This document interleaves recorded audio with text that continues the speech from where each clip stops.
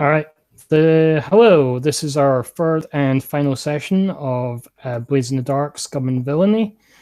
Last time on Scum and Villainy, our scoundrels were attempting to manage to extract a scientist, researcher of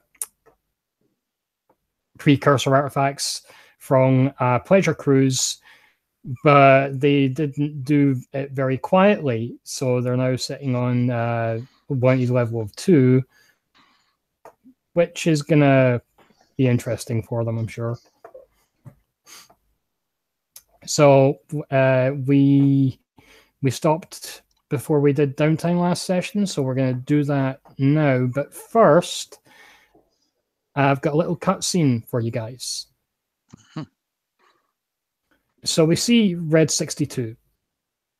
He's leaving one of his... did we just lose Declan? Oh, just lost Declan. Jesus. Oh, there he is. I can't hear you, Declan. I am still here. I just turned the camera off for a second. Sorry. Okay, cool. So we see Red 62 leaving another one of his rabble-rousing sessions, trying to gather himself a small band of would-be freedom fighters. And we see a figure step out from behind him as he's leaving the bar. We don't get to see them in great detail, but they speak out in a sort of electronic sounding voice. Good speech, bravo. And as Red 62 turns, we see over the figure's shoulder as raises arm, presses a sort of console/gauntlet on its arm, and Red 62 goes and passes out in the street. Oh man. The figure we see is in a cloak, goes over with some impressive strength, hefts Red 62 over his shoulder, and we're seeing this, in a sort of wobble camera angle, as if somebody is watching this take place.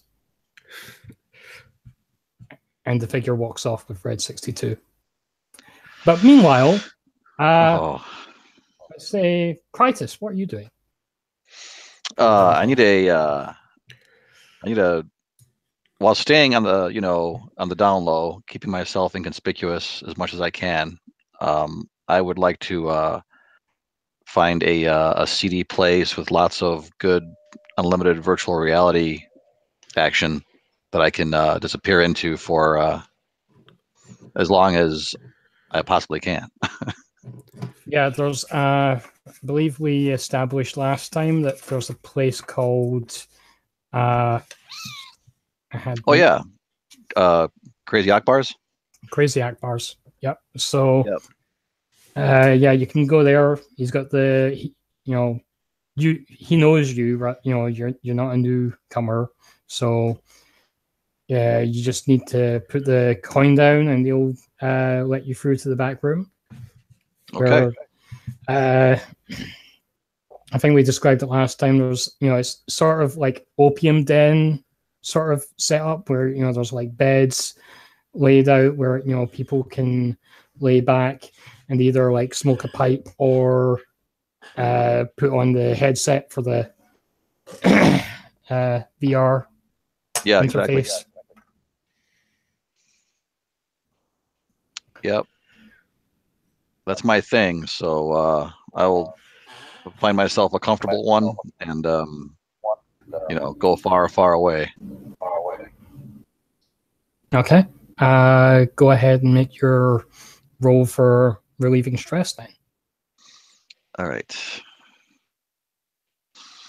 How do I do it again?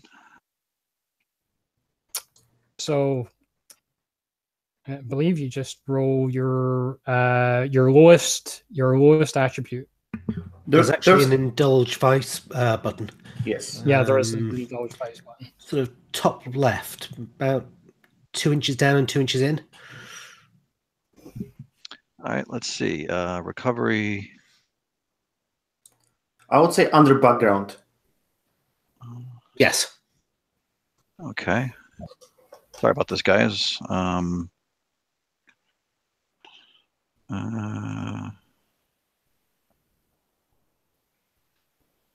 Games. Oh, indulge vice right there. Okay.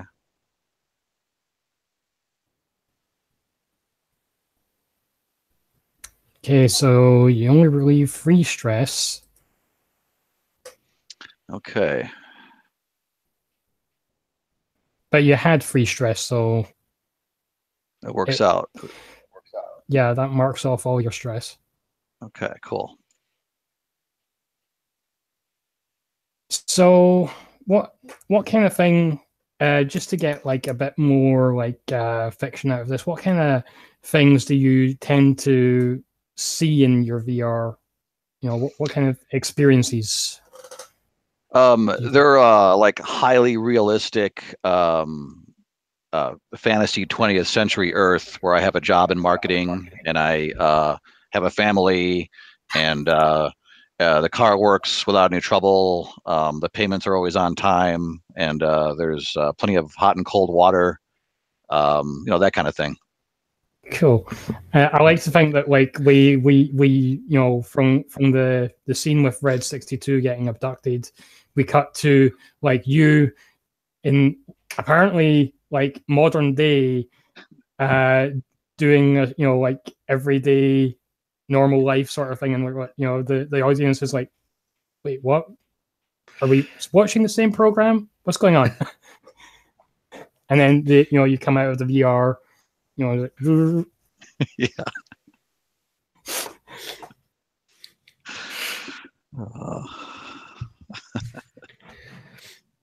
All right. So, did you have another downtime action you wanted to do after that, or? No, that's good. Okay. I mean, you do get 2 each turn, each downtime. So, if there's something you can do with it, you might as well.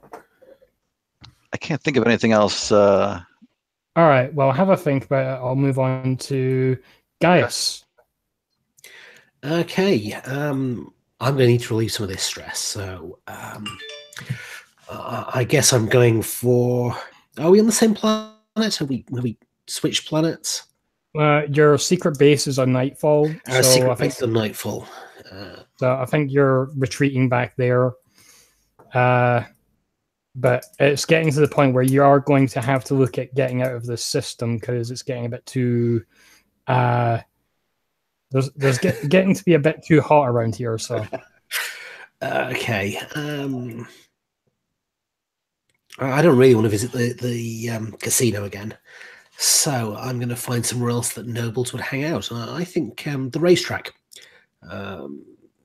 Probably not horses, but whatever the local life form is, they're racing, and I will join with the nobles and watch and mingle and place bets, because that's what nobles do. And have lots of drinks. Okay, there's I think some sort of strange local animal that they place bets on. It's not quite a horse. It's sort of like it's another 4-legged creature that, you know, runs about the same, but it's not got like the head sort of thing. It's like a sort of, you know, fleshy face at the front. Okay. I've got an image, yeah. It's a drop bear. Be careful. So do these things have jockeys, or is it sort of like greyhound racing? I don't think they have jockeys. I think they have like a sort of harness on them that sort of just shocks them. Oh, that's terrible. Got it. Where's our mission? We gotta save all these things. They're not nice people. Cool. Well, I will mingle. I will drink. I will talk, and I will gamble with these nobles. So let's indulge my vice. And what did I roll? So you had 6 stress. You relieved 4, so you're down to 2. That's not too bad. I'll live with 2. I think maybe like, you know, I don't know. How do you feel about that? The animal cruelty there, to be honest. Actually, that probably doesn't bother Gaius at all. Yeah, you were raised around that. He's sort of raised thing. around nobles. It's the thing you do. Wouldn't even think about it. I mean, you might question the inferior breed, but you know, that's not a pedigree. Whatever they are, it's back on, you know, Proton or whatever. We had real racing creatures. But no, I don't think he'd be worried about it. Okay. Right. And do you have an idea for your second one, or do you want to?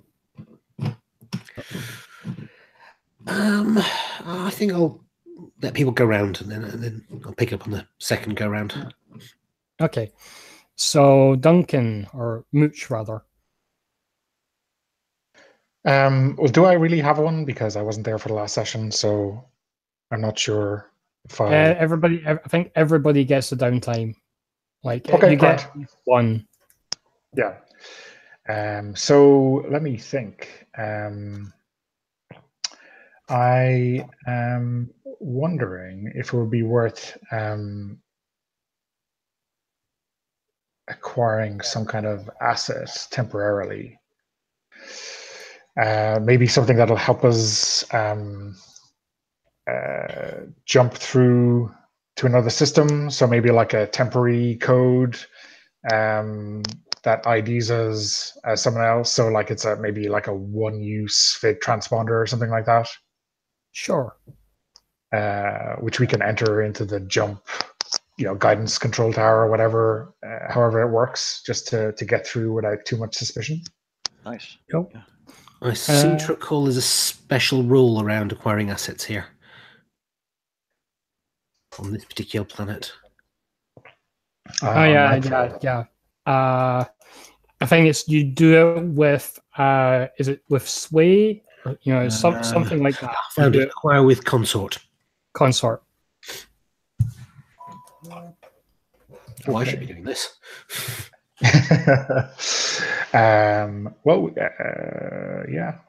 So I'm rolling consort instead of I guess tier, right? That's okay. So I imagine who I'm. This is going to be awkward scene number 1, right? My ex-wife Rin, who's a smuggler, is still my contact. So we still are not. I wouldn't say friendly, but we still have a lot of friends in common, and we still kind of get on where business is concerned. She's running our old ship, the Acorn. Oh yeah.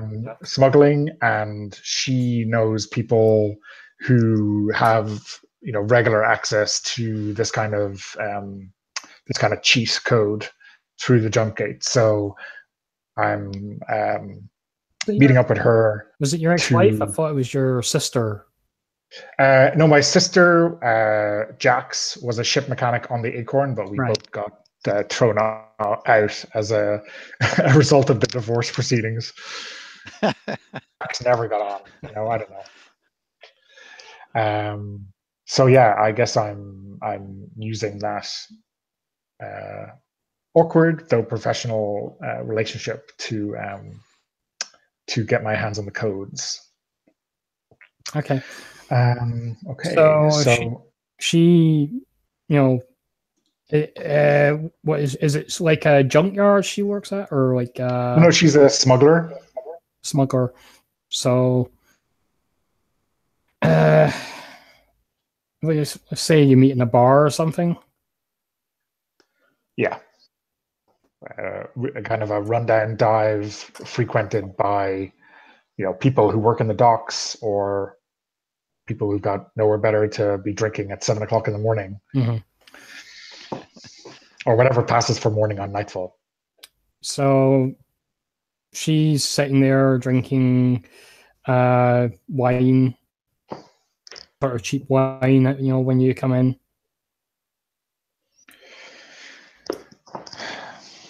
She also got our favorite table in the divorce, because this may be where we used to drink when we were doing jobs in the system. So I'll wander past the bar to pick up some whiskey or something, and just sit down in the booth opposite her. Hey, Ren. So it's true, you did get out. Hey, no one can keep me for long, right? Nobody would want you for that long.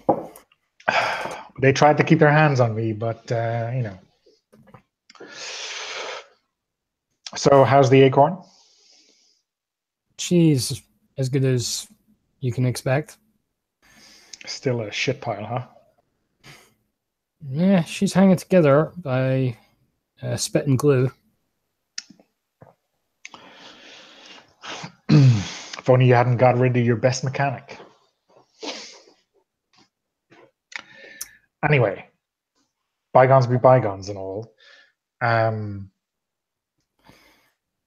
am trying to get my hands on some codes, cheat codes to get through the gate for my ship. And I'm wondering if you could help me with the right people. To get you out of the system quicker? Yeah. Sure. Yeah.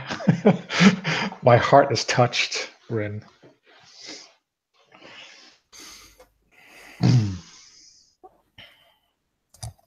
I can talk to some people. It won't last very long before the hegemony figures out it's a fake. So Yeah. I would suggest that you get something a bit more permanent. What is it you're flying in these days? So I look around and in a very conspiratorial fashion and say, as you're looking around, by the way, you do see it. It's funny because as she's saying that, and you're looking around, you see on the television screen like a sort of fuzzy news feed picture of the very ship that you were flying, and it says underneath it, "Terrorist attack on pleasure boat." Can't leave them alone for a minute. It's a one of those old but still good Kanjigar class corvettes. And I'm pitching it like this is completely normal. This is not something which should surprise her, but it's like, don't ask any awkward questions. Don't ask any awkward questions. I heard the Cobalt Syndicate lost something like that not too long ago. Yeah, I don't know. It was just lying around, and it didn't seem to be being used. So we said, "Hey, I need a ride like that. That's nice and stylish." Poor guys. I think you need to be more careful who you piss off. You know me. Yeah, I do. I'll get those transponder codes to you within a day or so. Okay. So I should roll consort and one bonus die.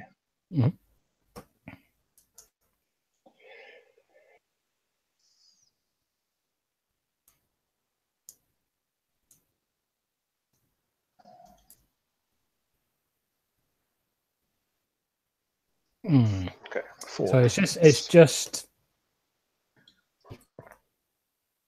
Sorry. If I can recall how this works again. I think a 4 and a 5 is. Oh, I don't know how it works because we don't have tiers, do we? Standard quality, I believe it is. This is standard quality. Yeah. Yeah. Okay. So nothing outstanding, but still a lot better than if I'd gone after it by myself. Mm-hmm. Cool.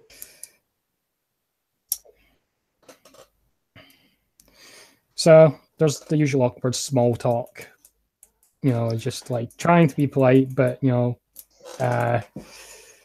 bridges are somewhat charred. Yeah, I mean, I guess there's a bit of kind of asking after how everyone else on the crew is, but the reason they're on the crew and not got kicked out is probably because they weren't so friendly with me anyway, or more on Rin's side in that whole messy divorce. So it's kind of just passing the time. I'm really just more concerned about the ship than anyone else on it.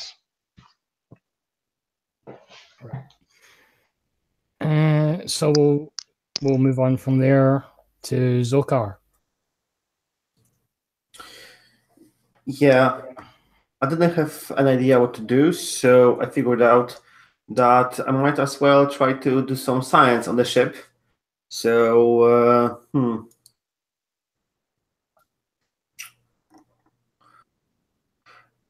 So what I basically want to do is, I'm not sure if there should be like acquire asset first or not. Basically, I want to like start a long-term project, although long meaning like I think at most 4 o'clock, because probably I will not be able to do anything bigger, and for some like kind of boost on a ship to use in the upcoming mission. I think you would want more probably to do an acquire asset for that, and it would be a sort of thing that would work, just for the next job, but then probably burns out after use. Okay, so in this case, we see Zokar meeting his friend, whose name is Hicks, and he is a mystic goods supplier.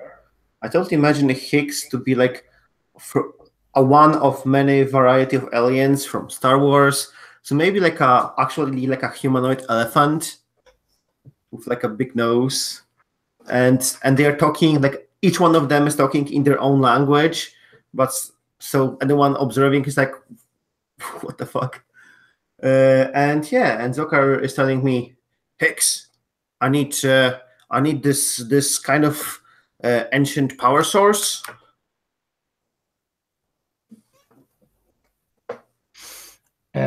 So an ancient power source. Yeah, they were experimenting on something, and there was like a dig site on a planet nearby, and they digged some of those. They were like half discharged, so the hegemony didn't take them, and then someone stole them. So I was thinking maybe you would have one of those half discharged. I think there's still enough juice in this to give a nice boost to my ship. Well, I don't know if you've been paying attention to the news, but the hegemony's clamping down on illegal artifact usage. So you're gonna. I'm gonna need some incentives to help you out there. Yeah, sure. Let's talk business. So yeah, I'm going to roll my consort, which is 0 plus 1 die for using a friend, and that's it. And hope for the best.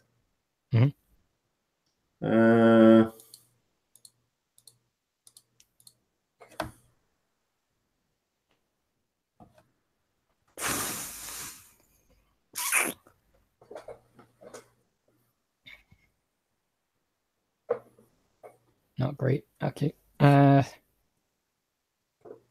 I need to look up what the quality of the asset technically, but it's going to be. Well, I don't know if I have anything specifically what you're after, but I have maybe a smaller scale version. Sure, I'll take it and I will rig something on my ship. Yeah. Just pass it. We don't use that. Not a poor quality, which is tier -1, and our tier is 0. I mean, you could try. Of course I will. Yeah, just for those of you who might not remember, you are having a Reckless Mystic on board today, so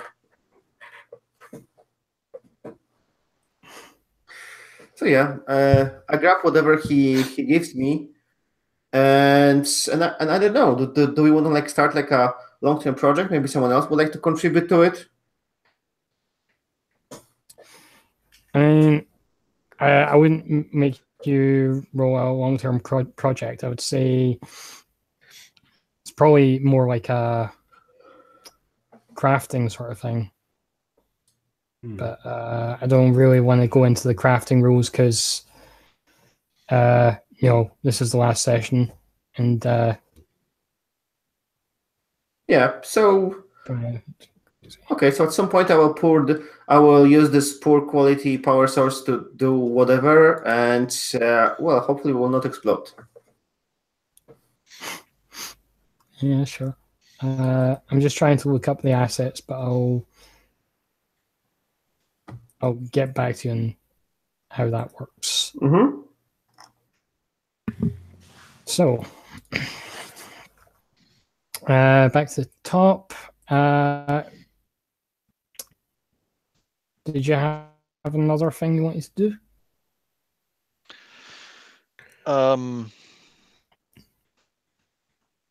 No, I mean, the only thing that I would be maybe interested in doing is keeping my ear to the ground and seeing if there are things that the rebels, such as they are interested in having be done. We can do whatever we want, but if we could do something that benefits us at the same time it fights the hegemony, that would be even better. So maybe I don't know. Is there something for rumor gathering? I think that would it wouldn't be it would be a question. It wouldn't be a downtime action. Let's say it would be something just in free play. You just roll for gather information. Oh, gotcha. Okay. You can train something if you are 1 XP short from advancing something. You did roll some desperate actions. Maybe you can throw the experience into this attribute and then maybe train and maybe you can level up it. Oh, yeah. Let's see. How does that work? I'm not really in that situation, but I could train prowess anyhow. Mm-hmm. Yeah, because maybe I'll. Were we able to level up during mid game? I can't remember. No, not really. Not really. Okay. But yeah, I'll try to train prowess. I mean, you can if you fill up your XP rolls during game, then you can add the dot there. Add the dot to the thing then, but you don't gain XP mid-session. That's right. That's an end of session thing. Yeah. Okay.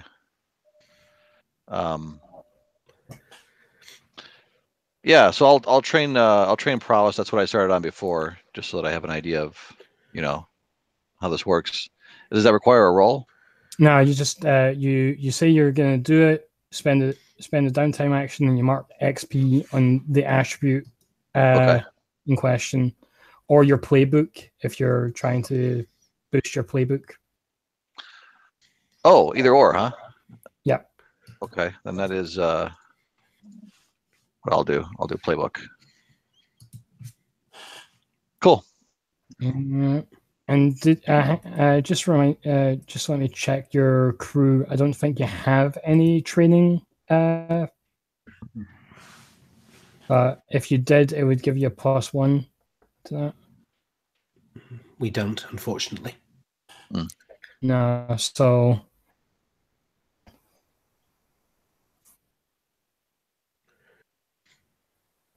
and Gaius, did you have a second action you wanted to do, or? I've got 2 actions since I've got the special ability, which allows me an extra one. First of all, I am genuinely going to start a long-term project. I know it's not going to play out, but Gaius has this image of starting a resort for nobility, so he can mingle with them as the proprietor. So he is looking for a suitable location, visiting real estate agents and trying to find the ideal location, calling on whatever contacts he might have. So I guess that's a consort role. Yep.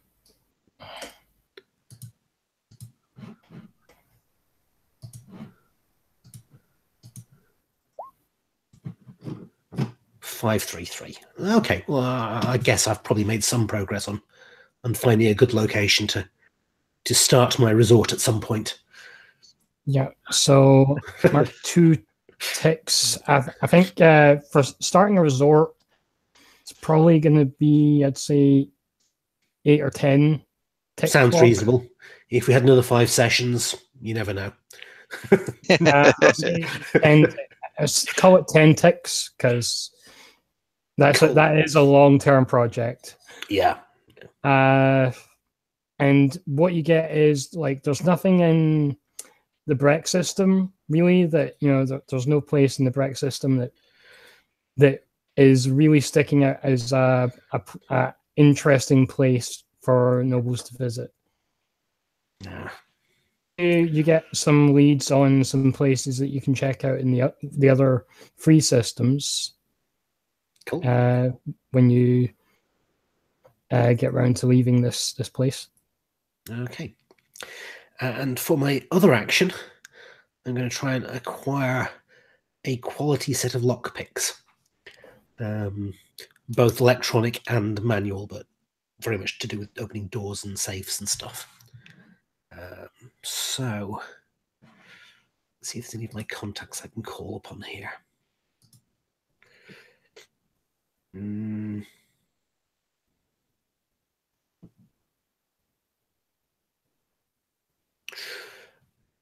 Amanda's a guild member.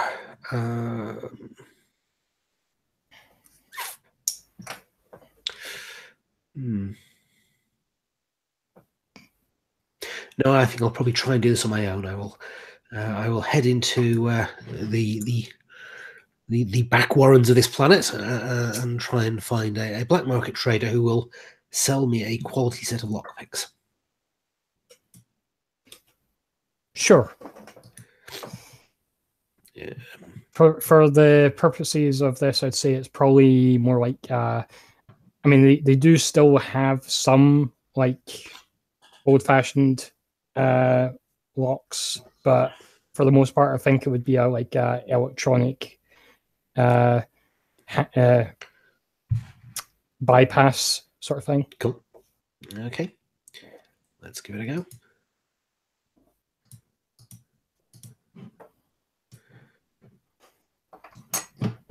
Six. Cool. A fine set of lockpicks. Yep. So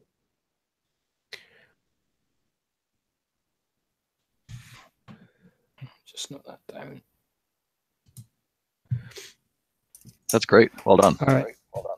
Yep. Cool. So you're able to find those. Let's see. Mooch, do you have a second downtime action?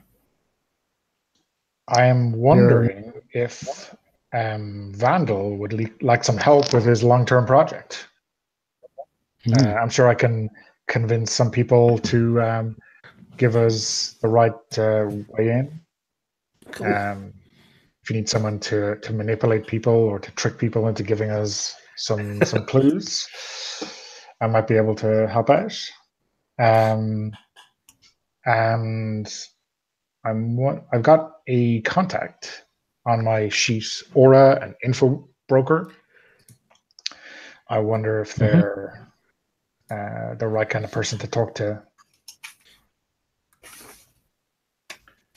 for that. They'd probably be able to give you some assistance. Yeah. Yeah.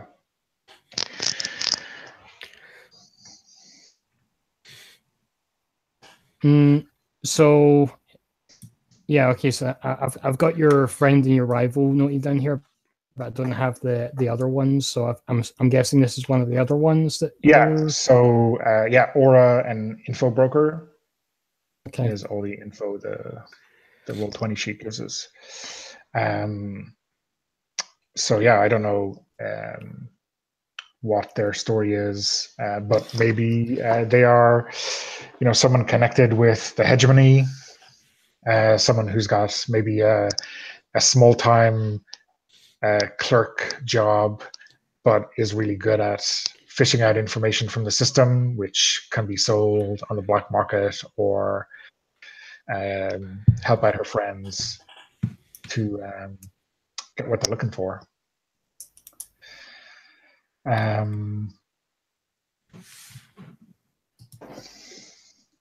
So I'm not sure. Do you think, Declan, that that a sway approach would work with this? Are there people out there that we can influence, hook into to manipulate instead of maybe? Sounds plausible to me. Okay. Does that sound fair, Rob? Yeah. I mean, if I roll a crit, we might be most of the way there with the long-term project. Okay, so.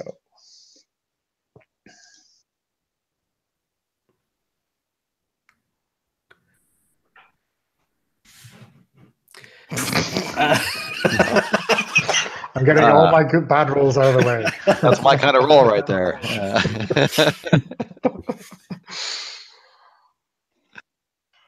Super. Again, one tick to your box, Declan. So you get a little bit more information on the sites that already been informed about. Basically, they give you a bit more information on those sites, and you're able to narrow down a few that would be less suitable to work with.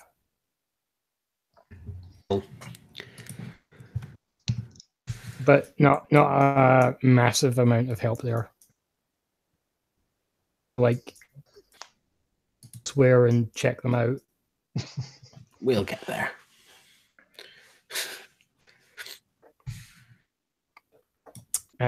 So that was Duncan. Zokar, do you have anything else you wanted to do? Or I think you... I don't think you have any stress to relieve, so... Nope, I'm completely relaxed. Getting ready for action. I think we will see Zokar moving around the ship with this artifact. He checks that this is actually like almost completely drained of power, and maybe he's trying to draw some schemes like how he can attach it. So he's like planning maybe what he can do it later on. And this is a training of insight. Okay. As we see him doing some science, so using like Doctor to design like how he can connect it to our ship modules and stuff like that. And yeah, that's it. All right. So you all complete your downtime.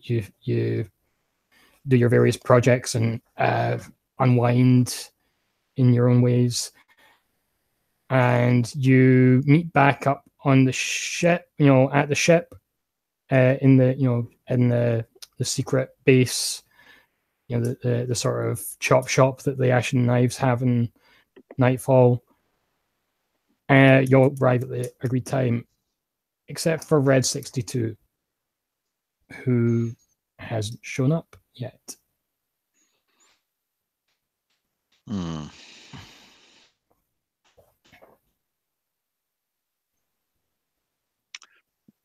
Do you guys know where he went? I invited him to come hang out on my VR land. I had a really awesome console meeting I was going to. I was picking up some curry afterwards, but he said he wasn't interested.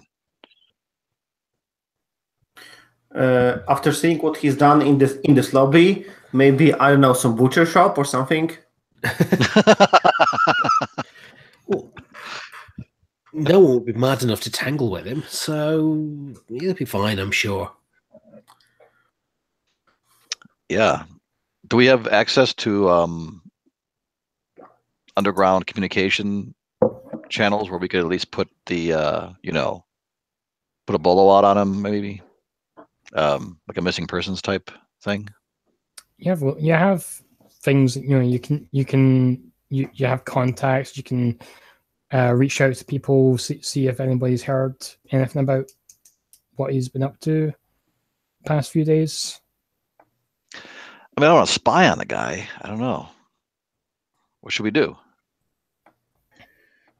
Are we able to call him, right, send him a message on his comms, presuming he would have brought them along with him? You make a call and call his comms. Signal not received.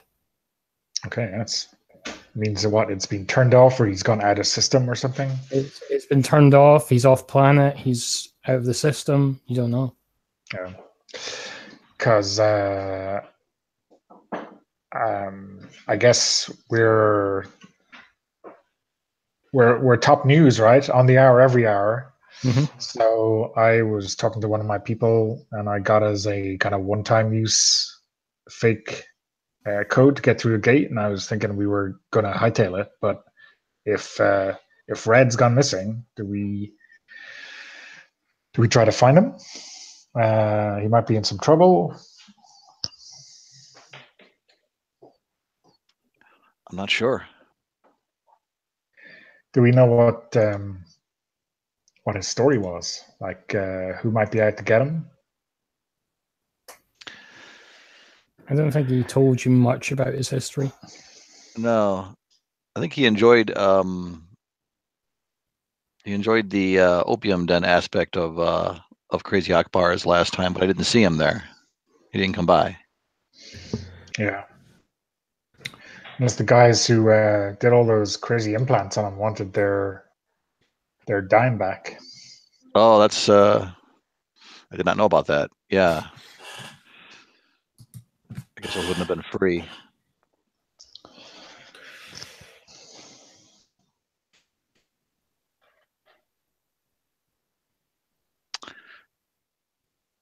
What's the name of our AI again? Alexa? Aria. Aria. Did Red 62 say where he was going? I believe he said he was going to, and she gives the name of a bar of some kind in the very rough and tumble place you've heard of, but it's the sort of place you go if you're wanting to start a fight, or maybe get some people who are good in a fight.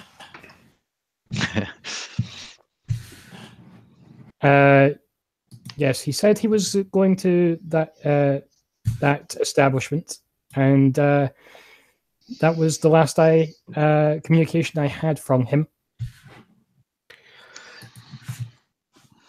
Hey, Vandal, would you be able to do some kind of hack on his comm and find out where it's located? I can give it a go. Good idea. I mean, not that we want to, do anything about his privacy or anything like that, but it'd be nice to know we're not leaving him in the lurch before we hightail it out of the system. true. Yeah. Can you just grab that console and give me a hand? Sure. Right, gather info. Hack, I presume.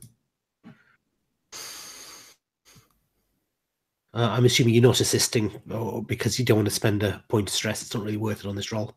I mean, in the fiction, you're assisting, but yeah, I don't know. Can we help on gather info rolls? If we can, I will. The ways that you could help are you could do the assist, which is giving the +1, or improving the setup of some description.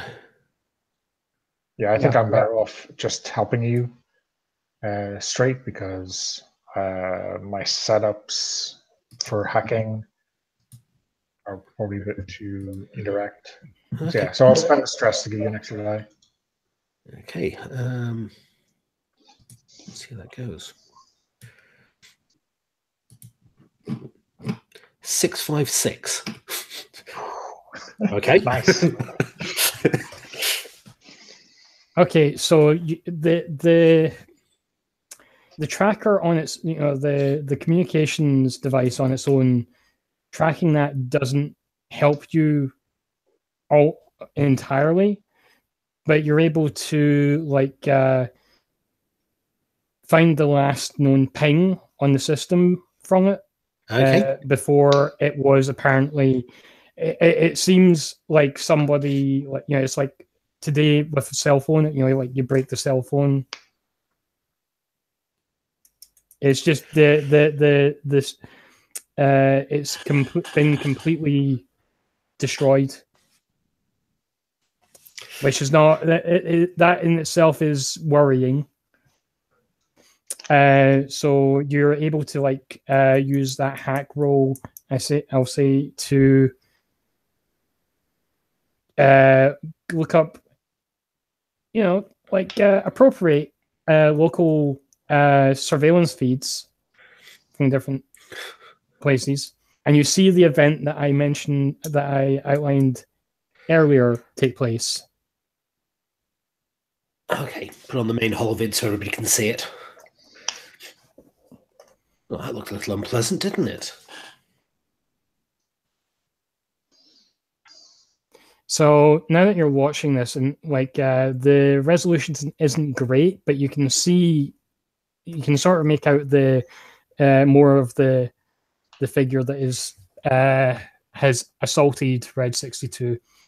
He's wearing some sort of scarred and dented armor with a sort of hooded cape, and some sort of smooth, angular, metallic mask over his face, and this wrist-mounted console.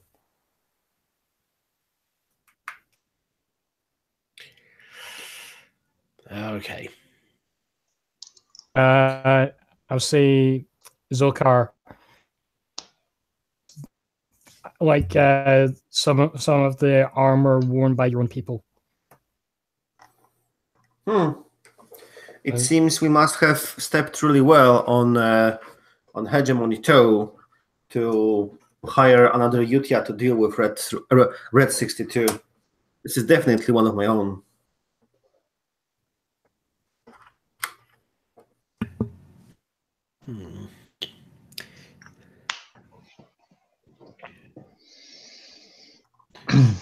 I see. So I guess we're doing a rescue mission before we hightail it, right?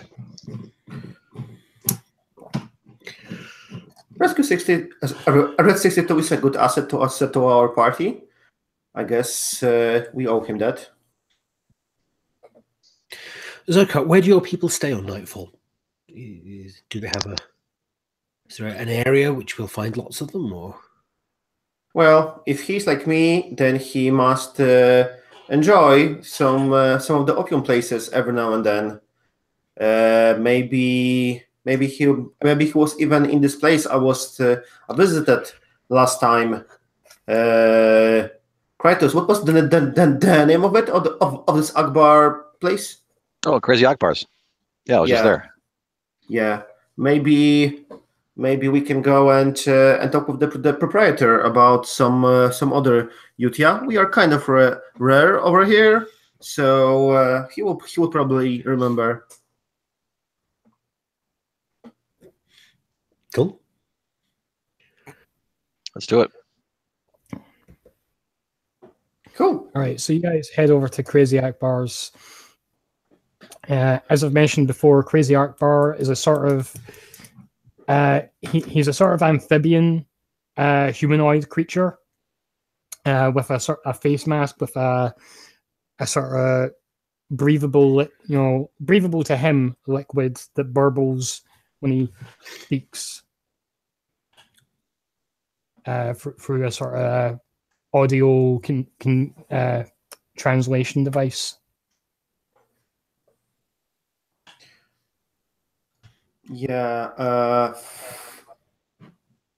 don't think I'm the best person to talk to him. So if anyone wants to take a lead, my gut information rolls would probably be super poor. So You want to try your sway? Yeah, I guess we're friendly people. We can maybe convince him to tell us something that he probably feels like he shouldn't. Okay. So order a drink at the bar, and after he serves us, pull him back, say, "Hey, I've got a friend who's really into aliens, and he's really these Utia guys, with the dreadlocks. They're really awesome. You understand? I'm asking for a friend now. You seen any around here lately?" Okay, so go ahead and give me a roll. Okay, what's my position and effect? Again, this is like a gather information roll, so I don't think it'll be risky standard. Right. Sure.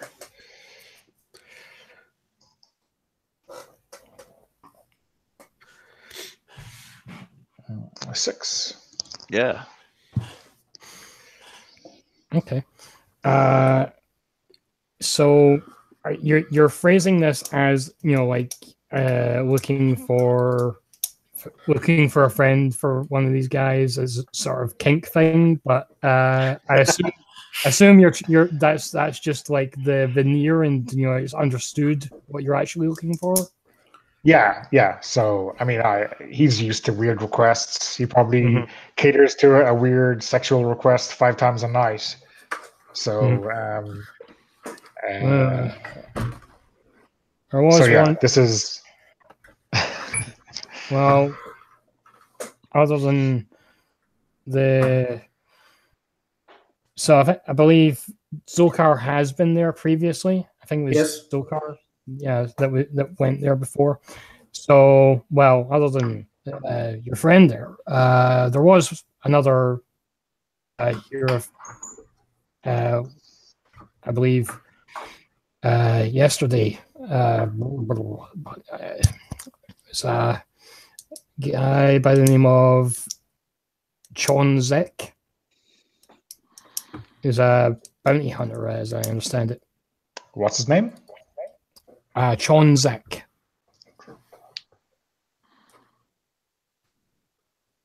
Okay. Do you know where he hangs out usually, or do you think he'd be back later tonight? As I understand, he was looking for one of his what is it they call them, bounties? Bounties, yeah. Yeah, he was looking for one of his bounties in the town, and he was planning to be leaving shortly afterwards, about today, or maybe. Do you know what the name of his ship is? It would be his name of his ship, I believe, was the Cerberus. It's one of them Firebrand patrol craft. Oh yeah, dinky little things, aren't they? Mm-hmm. Okay, well, thanks very much. Yeah. If you meet him, you never talk to me. I'm the soul of discretion. My friend is.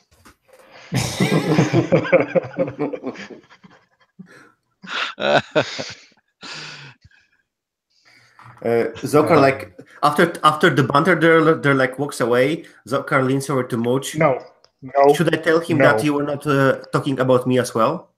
No, I'm not interested. I don't know what you get up to in your bunk. I'm not interested.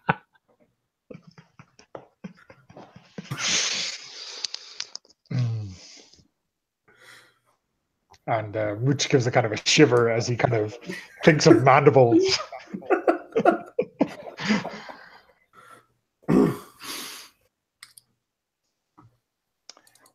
Yeah, so I guess we can hightail it to the landing zone, see if he's still there, but we're probably going to be on pursuit. I don't know. Yeah. To save you having to make more rolls, you get there, you ask around. He was here, but his ship left earlier today. Did he log a flight plan? That's a good question. Yes, I believe they would have. I think they're required by law to do such a thing. So Never stopped us. yeah, but I don't know. Actually, I think this is the sort of thing I would roll a fortune roll for. Okay. Well, nobody said that the flight plans have to be real; they just have to be submitted. So yeah, it's just a question of whether the flight plan that you can get from anybody is actually legit, or if he's like you guys. And just one moment. So what's their tier? What's their tier?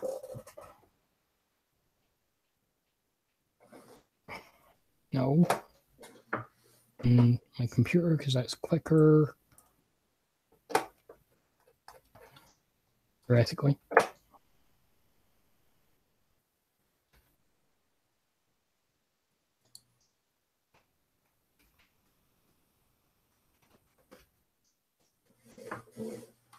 Yeah, tier 3, sure.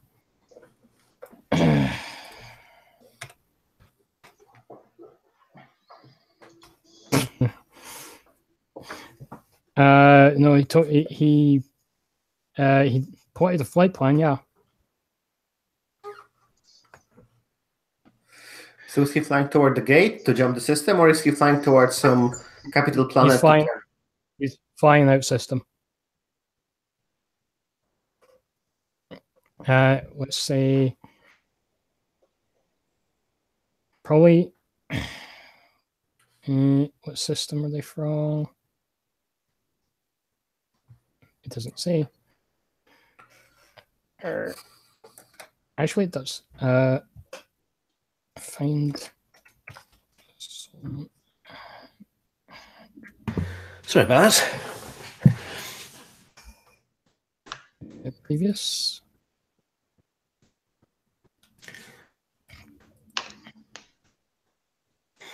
All right. So the flight plan was to Sonhandra in the Holt system. Trying to Actually, Holt. Oh, quite a far away. Somewhere we're not wanted. Sounds good to me. Well, Mooch, seems like we're gonna be using your code sooner than later. Cool. Let's go. Hopefully, we can catch him somewhere in Iota before he jumps again.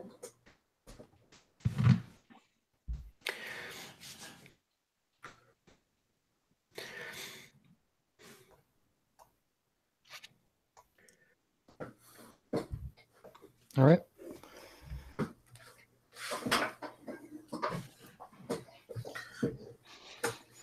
Do we all have bounties on our head? Mm-hmm. I think we do now. Well, you have bounties in this system. Yeah.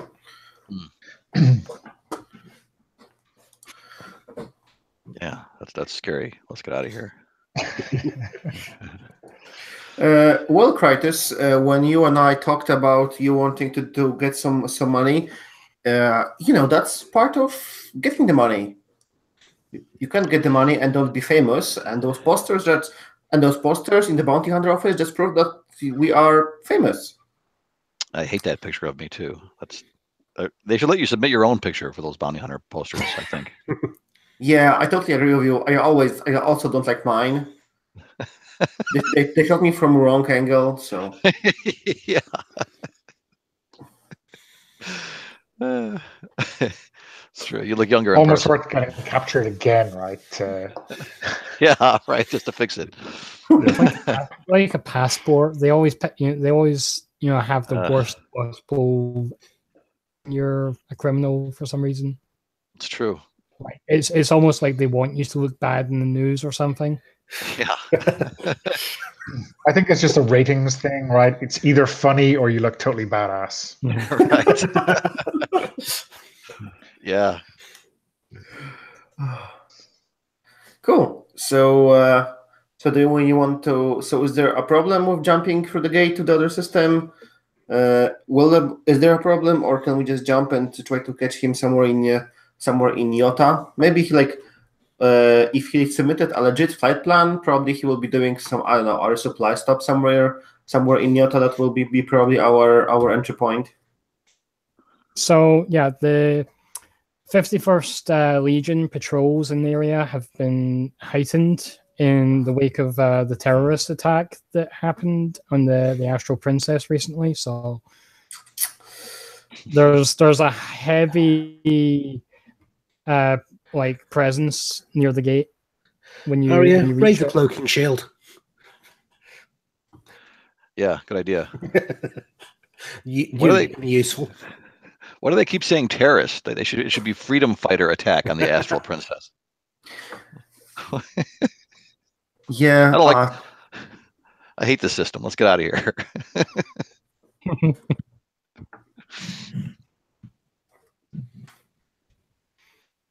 All right. So the gate is very much like the Stargate. If you've seen the movie or the TV show Stargate, it's very much that sort of thing, but on a larger scale, so that ships can pass through it up to capital class size. It's a sort of stone ring that hangs in space, and it's got different symbols carved on the outside, some of which are larger and light up. And when a ship passes through it, there's some sort of event horizon, sort of a black pool of energy of some kind inside it, which ships pass through to move between systems. Mm-hmm. Cool. Yeah. So is there a queue of ships wait? So yeah, we flip the cloak and get close to get everything near the gate on our sensors, and we do a ping everything and then just change location, so that we get a good read on the situation. Is there a queue of the ships waiting, or is there just there is a sort of traffic control thing going on where ships are they're lining up to go through in a somewhat orderly fashion. So from what I'm getting is that you're gonna try and jump the queue. Is that what you're gonna try and do? Well, for this, we have to establish at least how hard it is to actually operate the gate, because our ship actually has something called, I forgot how it's called, jump drive. So I imagine that we can just communicate with the gate ourselves, or do we need to authorize and there is someone operating the gate. I'm just trying to envision what is the obstacle over here other than the patrol craft. So it's like there's an automated there's some sort of automated toll system in place. So you'd get to the gate. You would ping the tower, the control tower of the gate to let you through. The control tower is like basically some sort of transmitter satellite that they've hooked up to it. The ring with some sort of cabling.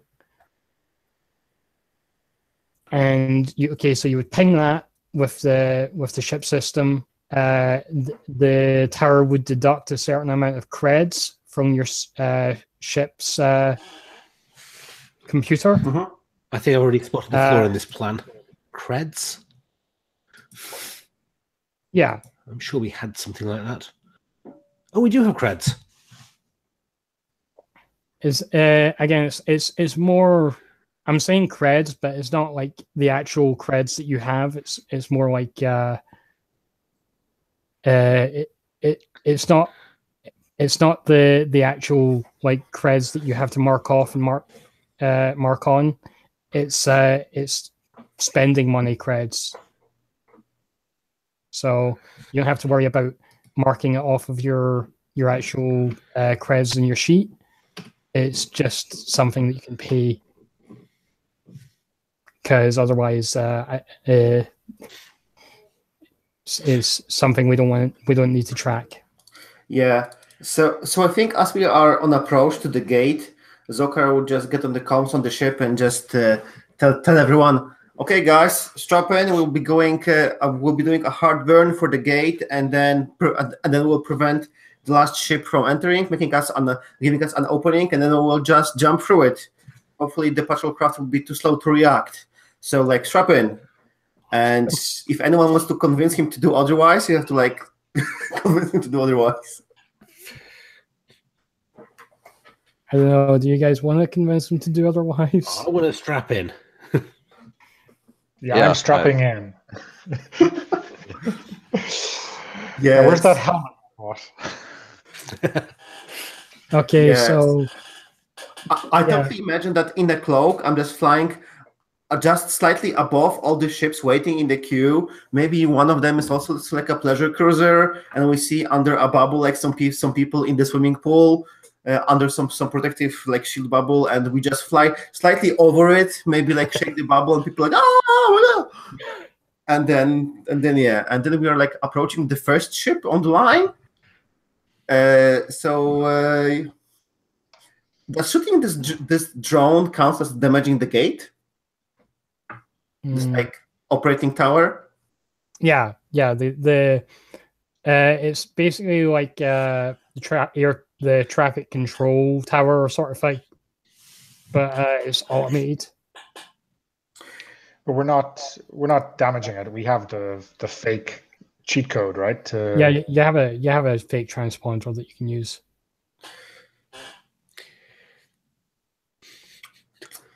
Yeah, I'm trying to picture how would it play out.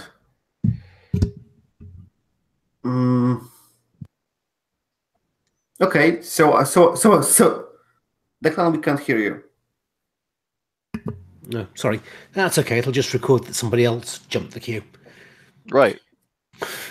Yeah, I'm just trying to tell the coherent story, because my idea was shoot in front of shoot in front of the first ship in the line, then just take its place. So I'm not sure if it counts as passing through legitly. So yeah, let's do it. That's the only thing I can think of. So as I approach the first ship in line, I just turn on the particle cannon and then pew pew before its helm, so that it's probably the stops, panic starts to spread, ships start going sideways. Particle cannon? Yeah. What do we have? What our ship has? We have particle cannon. But we were just jumping the queue. Yeah, okay. I have no control of this. Yeah, and then like the ship starts to like escape in panic. I just like take the place of the first ship, communicate the false codes, and enable the dialing procedure. All right, so you're gonna need to make a roll for that.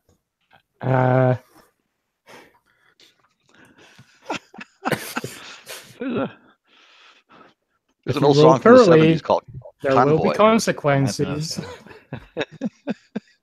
Sure. So I suppose I will be using helm because I'm using ship over here. Mm-hmm. All right. Yep. Give me a helm roll. Position effect. You're cloaked, but you're shooting. You're firing weapons in.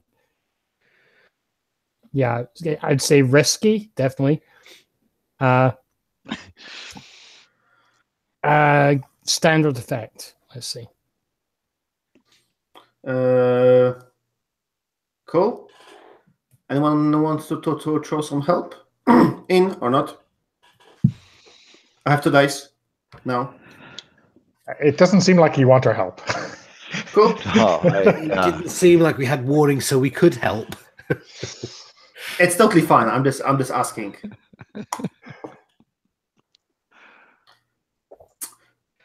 Oh, Mini piece of crit. cake. Okay. So what happens is you do it, but there's like the sudden stop when like the ship that you're overtaking does the sudden stop when it get weapons fire goes in its path. It takes the ship behind it by surprise, and there's a sort of minor collision and some slight chaos from that. But yeah, you managed to jump in front and enter the wormhole instead of the ship that was going for it. You take 2 heat, but you're leaving the system, so what ifs? What else? Yeah, I guess the last communicate on all open frequencies says like Red King of Space bids you goodbye, and then we just punch it and go for the gate.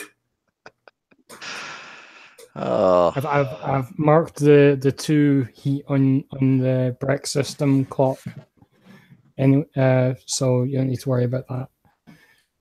But yeah, you get through. There's a sort of still moment as you enter the wormhole, and then a sudden streaking of stars as you're catapulted across light years to the next to the system that you're going to. Azoka would get on the comms and says, "Everyone, can I have your attention, please? Your flight crew has managed to successfully get you to Yota system. There's not much sightseeing going on in the system, but thank you for flying with us. Boeing Airlines, thank you for buying the tickets." Click.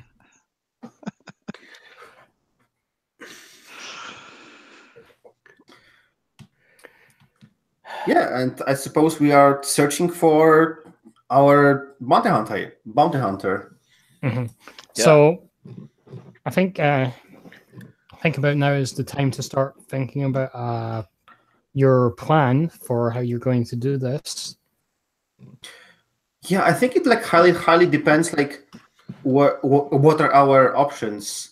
Did he dock somewhere? Your options, Did he dock somewhere? And can your options are. Yeah, you can wait because it's a long flight for him too, so he's not going to get directly to the Holt system. You'll have to make a stop in either Iota or Rin to refuel and stuff.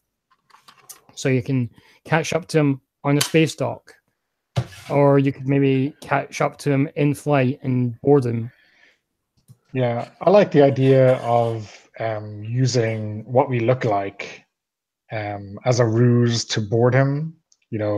Standard inspection by a hegemony naval vessel as he flies out of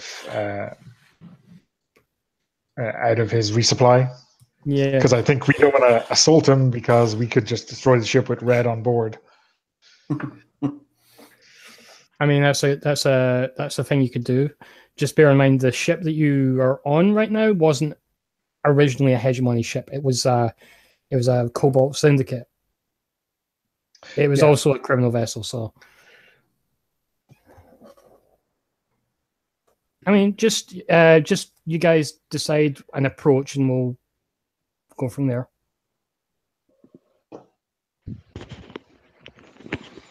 Oh, actually, I'll just get the score sheet up. So, as usual, just pick a type of a plan, and then figure out the detail for that plan. So your options are assault, deception, stealth, occult, social, or transport. I think deception's probably our best bet of some description.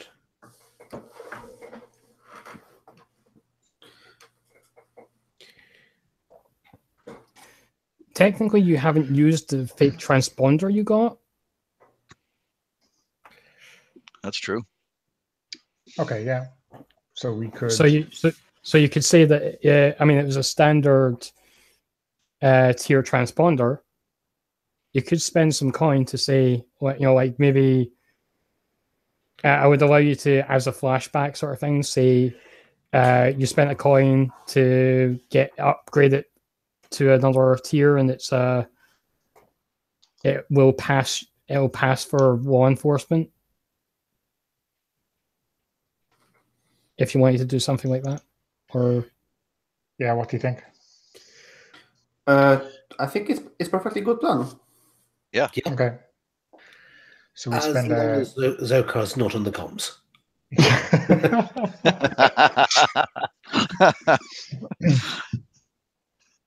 I mean, can Zokar fly casual?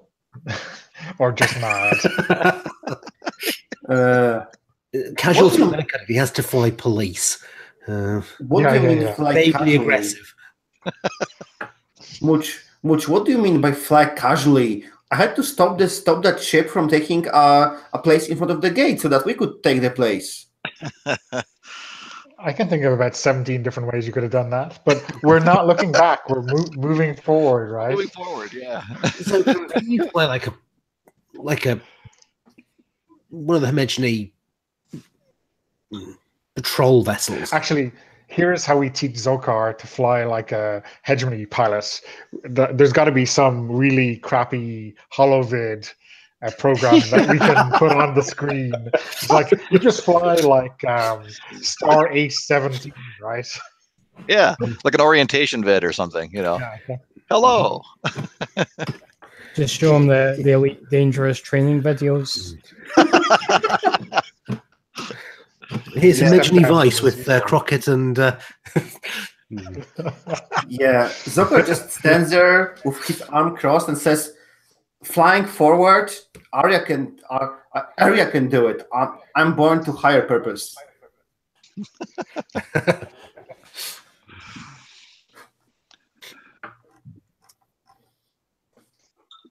Okay, so are we spending the cred to kind of upgrade or I fake think so. transponder to look like a police or a military? I'll knock it off from the ship's vault. Cool. Okay, done.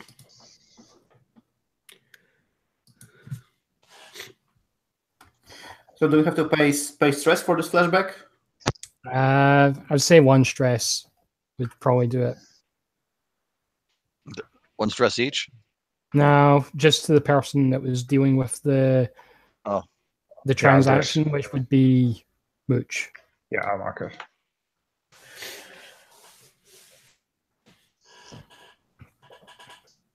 So who? I guess we just pretend we fly like a police or military vessel. We intercept them like in a normal fashion.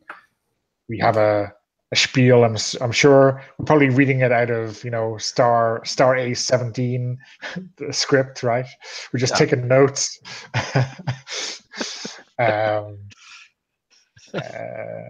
Actually, unless Flex, you used to be a guy in the military, right? So I was a cop too. Yeah, so you probably have the spiel right off. You're going to be using your command role to tell him what to do, right? Sounds good to me. Excellent. I'll say, put that alien in that trunk, and I'll point to our trunk.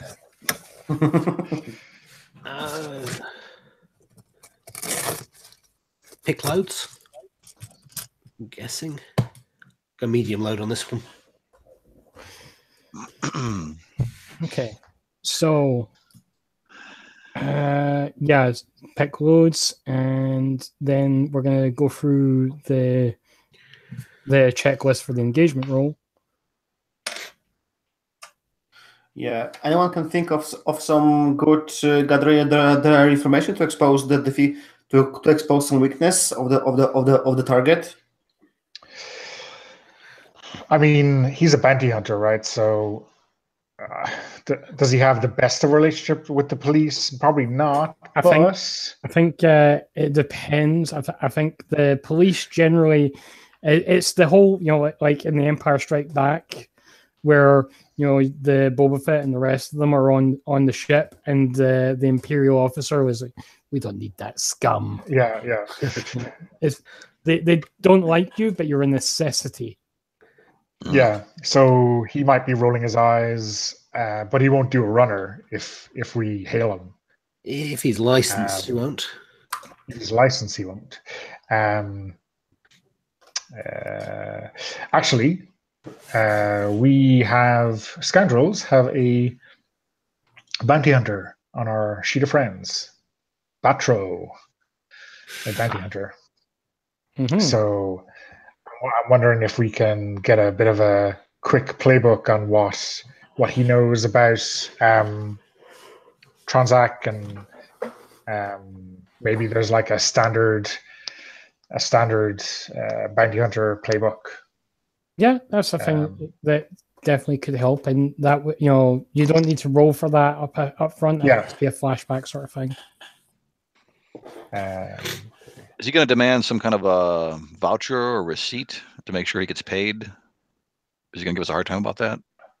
Were we not just going to shoot him in the face once we got on board? Oh, okay. I stepped away for a minute. I must have missed that. I'm on board. I don't think we decided what the ultimate plan was, but I'm just kind of rolling what you guys did last week. Okay. So we can bring a receipt. I mean, I don't know. No, it sounds good. I like it. So let's go through the checklist here. Is the operation particularly bold or daring? You're posing as 51st Legion. I'm pretty sure that sort of shit is illegal. Oh, it's all fun. Excellent. You'll be in trouble if you get found out, but I would say yes for that. Mm-hmm. So that's +1 dice. Can any of your friends or contacts provide aid or insight for this operation? I would say yes. Much bounty hunter friend. Does the plan's detail expose the vulnerability of the target or hit them where they're weakest? They're a legit bounty hunter that exists at the sufferance of the law. So I would say yes, they would be compelled to comply if they bought the lie. They would have to cooperate. Mm-hmm. So that's a 3. They're not a lower tier target, so you don't get the extra die for that. So let's go into the negatives.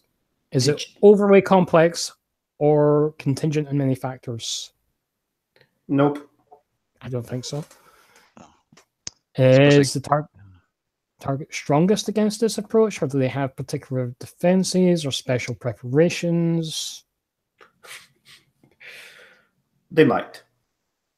I don't think they do actually, but nothing springs to mind as something that Mhm. could affect that. So, are any enemies or rivals interfering in the operation? Nope. Higher tier target. I mean, he works for a higher tier target. So, I'll say yes. So, you got 2 dice. 3 dice. There's the one for luck. Do you get an extra one for luck? You can start with 1 as a default. You start with and roll 1. the We question. gained 3 and lost 1. Okay. All that, but keep going for it. Yeah, it's a model of simplicity compared to our attack on the cruise liner. You can still roll all ones.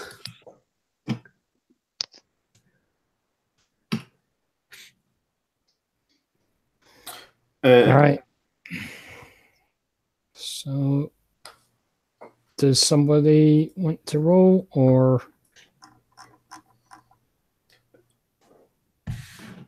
Feel free to roll.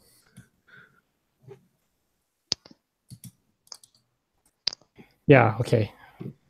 So +1 for luck, +2 for questions.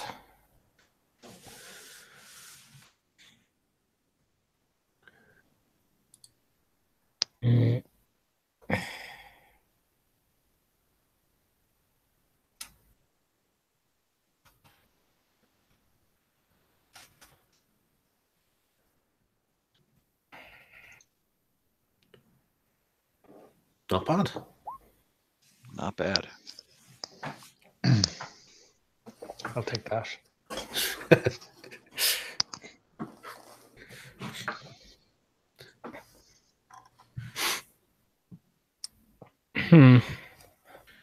All right. So I think we'll take a bio break while I decide how that affects this situation, and we'll come back and say at 10:02. Okay, sounds good. Cool. Okay. Yeah, see you in a bit.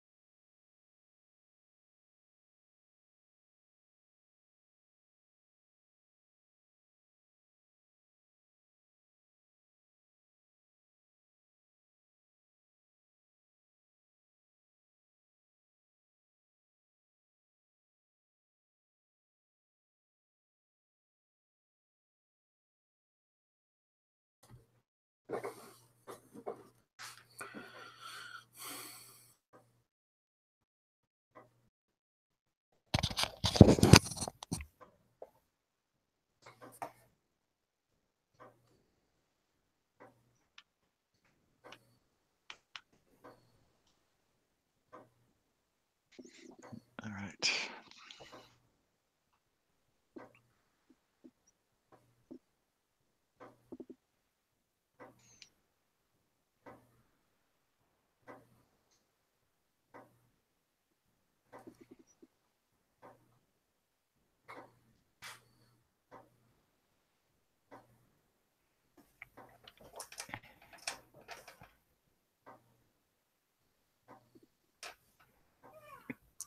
So, is everybody back yet? I think Declan's still away.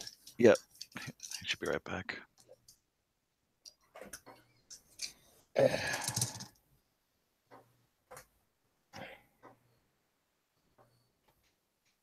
I'm definitely going to wait until the final document is more complete before I run this again, to be honest. Were you running it straight from the document that they were selling? I started off running it from the quick start. Yeah. The document I thought would be helpful, but there's contradictory information in there. So, yeah. So is there something more added in this like 1.7 release than isn't in the quick start? Because at first glance they are just copying a lot from the blades. There's a lot more information on all of the, but in the quick start, there's like a small selection of factions that get the expanded information treatment. Like the Ashen Knives and I think the 51st Legion and stuff like that. But in 1.7, all of the factions are represented, but like one or two of them are wrong. And it's also like there's the examples of play, which are kind of like just reskinned versions of the Blades ones, but they're still useful. Yeah. In that respect.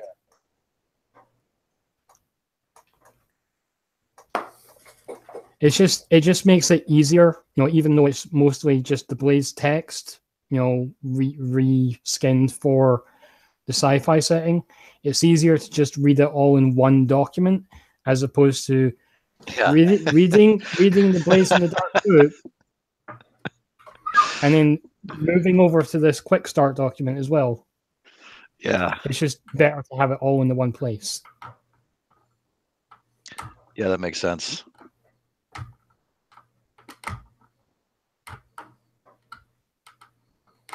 Yeah, so like before Declan comes back, like our plan is basically to like get in, shoot the guy, and get out.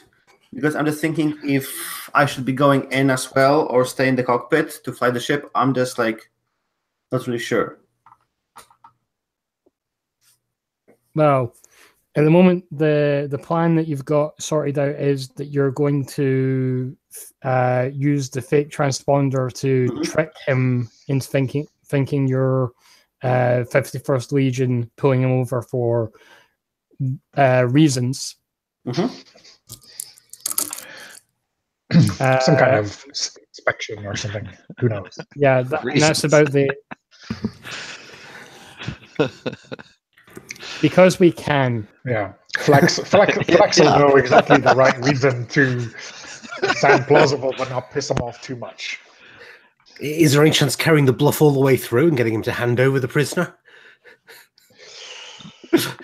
So, in terms of your engagement role, my thought is that that's representing how far along in this plan you've gotten.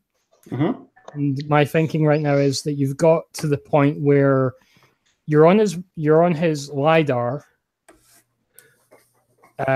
You've been detected. He's registering you as a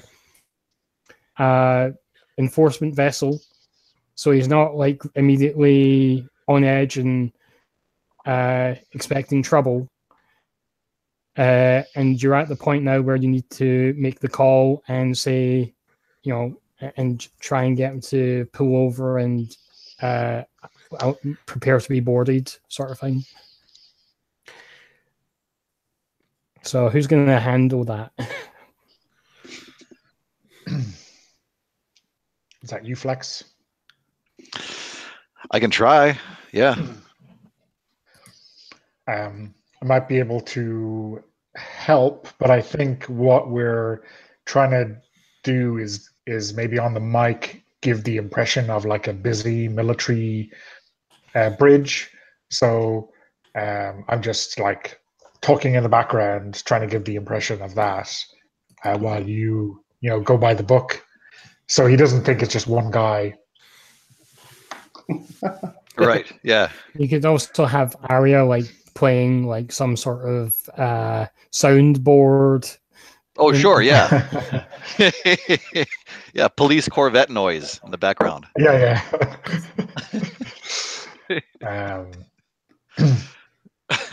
So yeah, I'm just going to keep up a general supporting hubbub for you to give you a boost.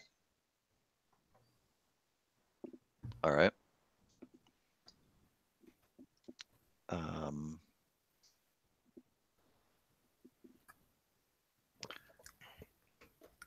So this is command. I just click on the word, right? Was that how I did? How we do this? Yep. Yeah. Yep. And then give yourself 1 bonus die for my help.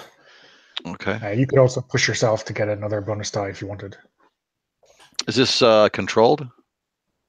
It's risky. Risky. All right. You got actually no, you got a 6 in the fortune roll, so it's controlled, yeah. All right.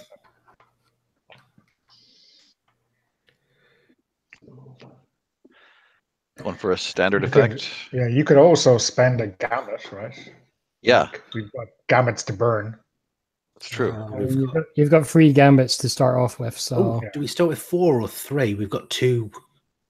We've got at the start of each session it resets to 3. So we get +1. You get +1 scoundrel, right? per scoundrel. Yeah. Scoundrels has a special ability. Yeah, so it's 2 + 1 per scoundrel. So. Oh. Is that how that works? Because we're scoundrel heavy. Yeah. I think we need to have the next time we play, it's like 4 scoundrels on the ship. Like, all the gambits.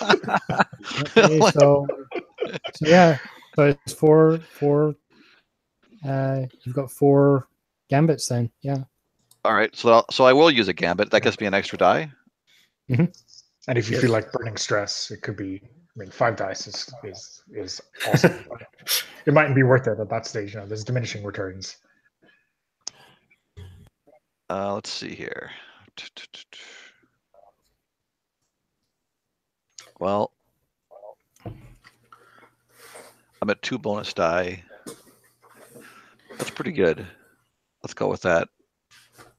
So we've used 1 gambit, and I'm rolling now.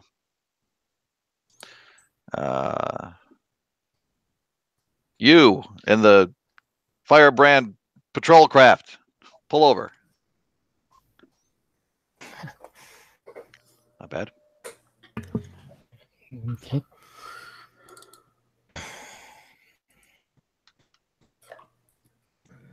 What is the problem? You're in violation of 5463, broken tail light. Also, I don't like your attitude, so just pull over. Sorry, I went on Chicago cop mode there.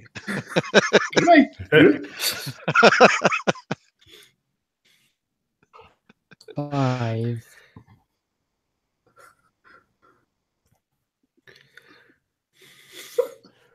Hey, let's start a clock. I've got a clock that's still on here, so let's just rename that clock to suspicion.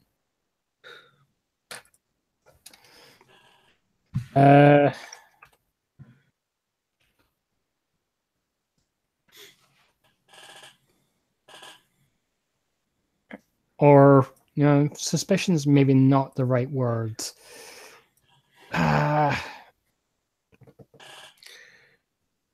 Patience. Like, how long is it going to take to run out?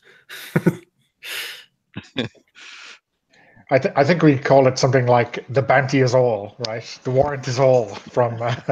Oh, nice. Nice. I approve. But yeah, I'll just stick with suspicion for now. All right. And it's going to start at 2 because it's a middling result, so it starts at 2.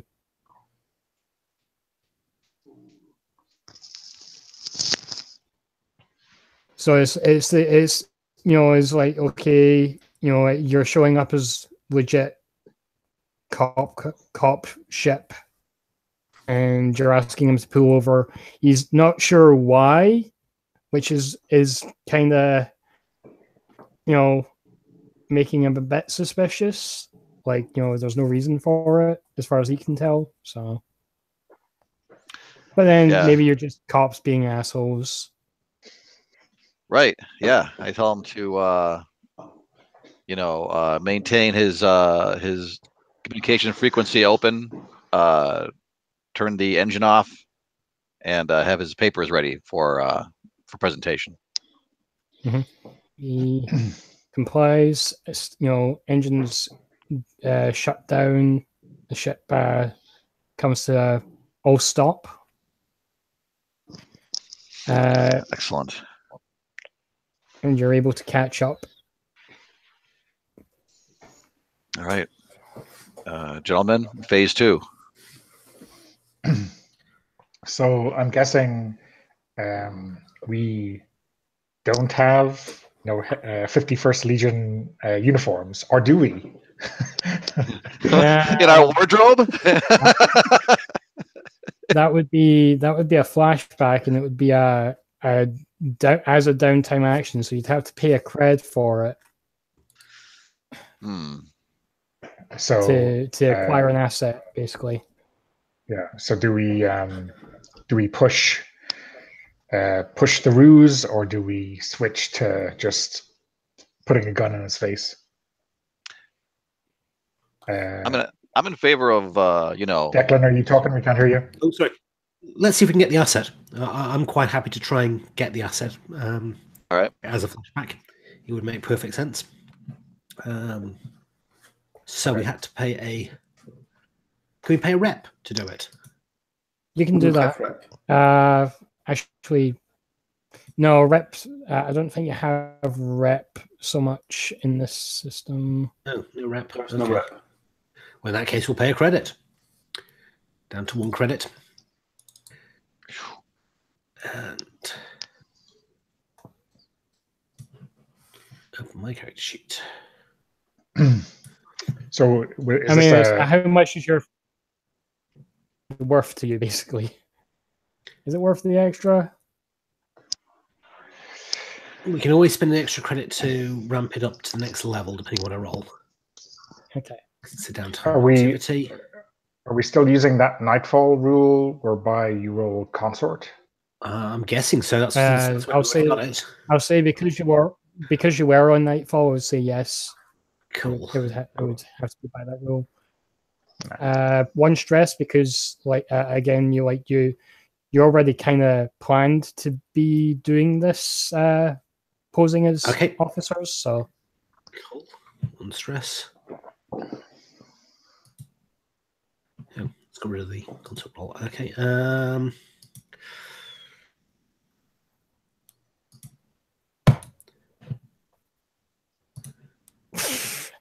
Okay, yep. You have fine quality 51st Legion uniforms. Fine quality. Fantastic. That fits like a glove. Nicely done, sir.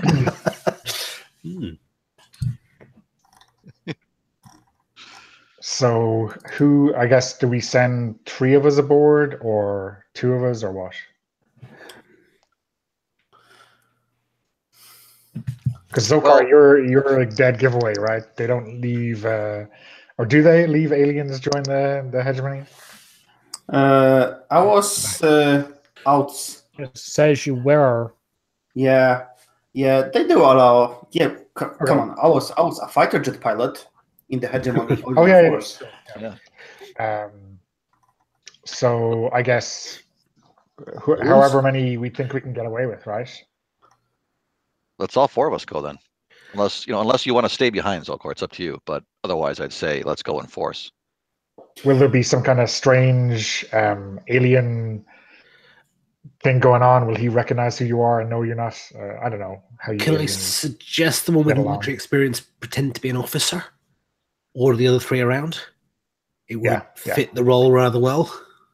Yeah. Or you're good at pretending to be nobles. People you're not. So for the fire drake, the fire drake is big enough that you require a shuttle to land on the planet usually. So I don't know if you would dock directly with the ship, or if you would use the shuttle to dock with it. I think shuttle. If we don't land on planets, then maybe we also use shuttles. There are probably some emergency exits into space, but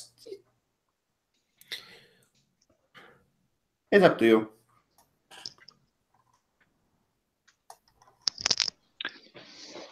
What's safer for us? Is it the same difference, or?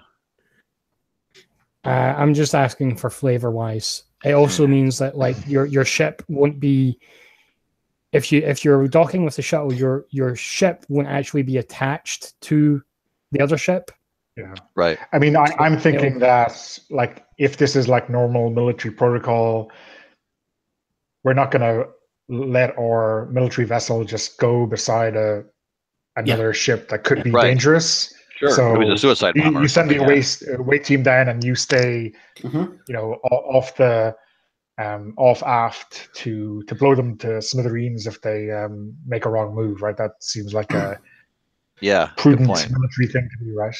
Arya, keep them covered with the cannons. Don't fire if we're on board.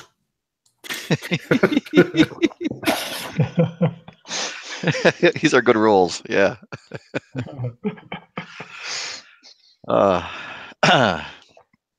Yeah. So we've got our fancy duds on. Although I do notice when I stand up too fast, sometimes it kind of pulls up a little bit to pull it down a little, but that's okay. It's pretty good.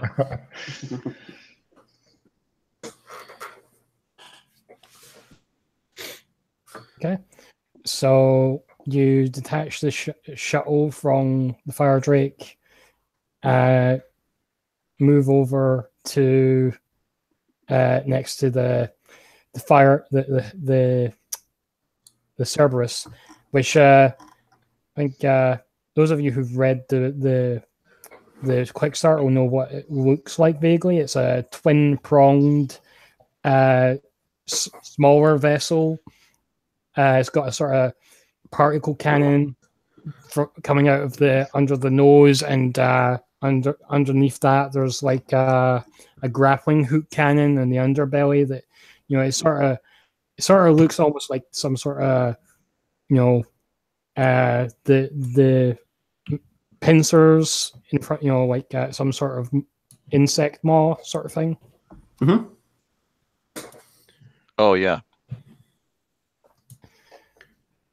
So yeah, and you extend a bridge between the two ships, umbilical bridge, lock it into place with the Cerberus, and you get the green light saying that there's the pressure seal is good. You're clear to move between vessels. All right, excellent. I'm hoping I'm showing the picture of it. Might be. Yeah. Oh, I can never get that to work. So well done. Cool. Yeah, nice. All right, I'll stop sharing it now. You've seen it. Yep. Thank you. All right, so we so this so we're clear on the plan. I mean, we're going to get on there. Are we going? I mean, he's not going to be happy. We want to take his bounty. So are we going to make sure that he's harmless? Do we want to maybe disarm him at the first opportunity? Let's do a head count. See what we're actually dealing with. All right. In worst case scenario, we can retreat and leave Red there. Okay.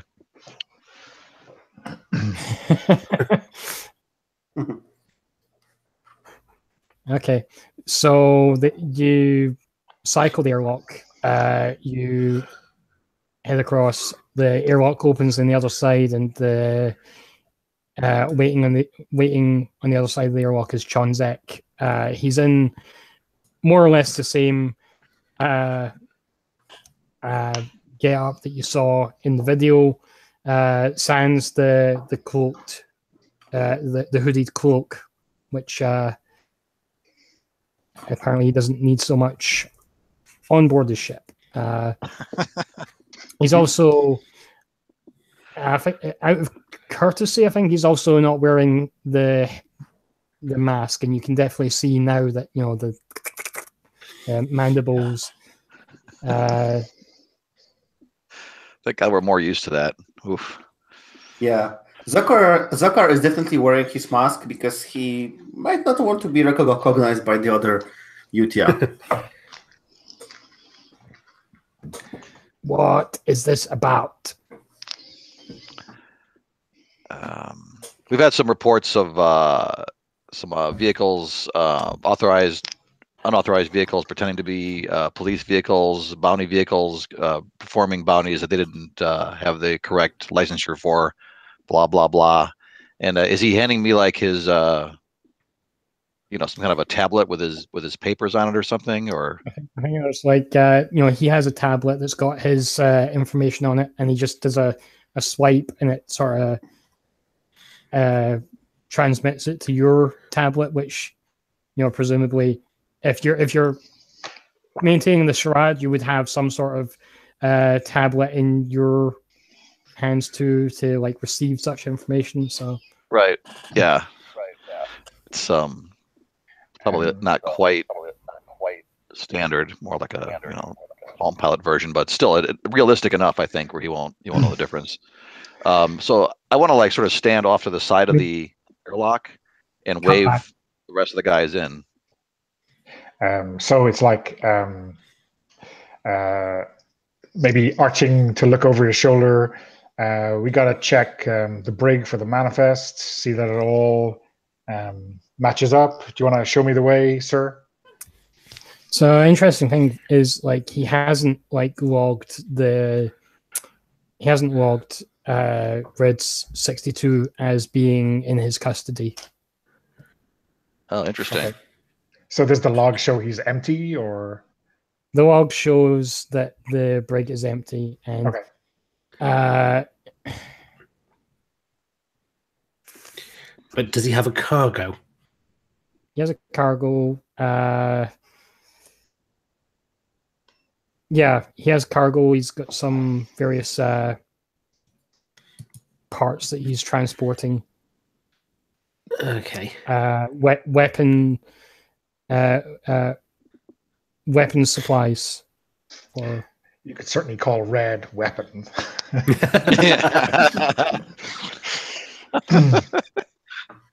got an army of one in the brig.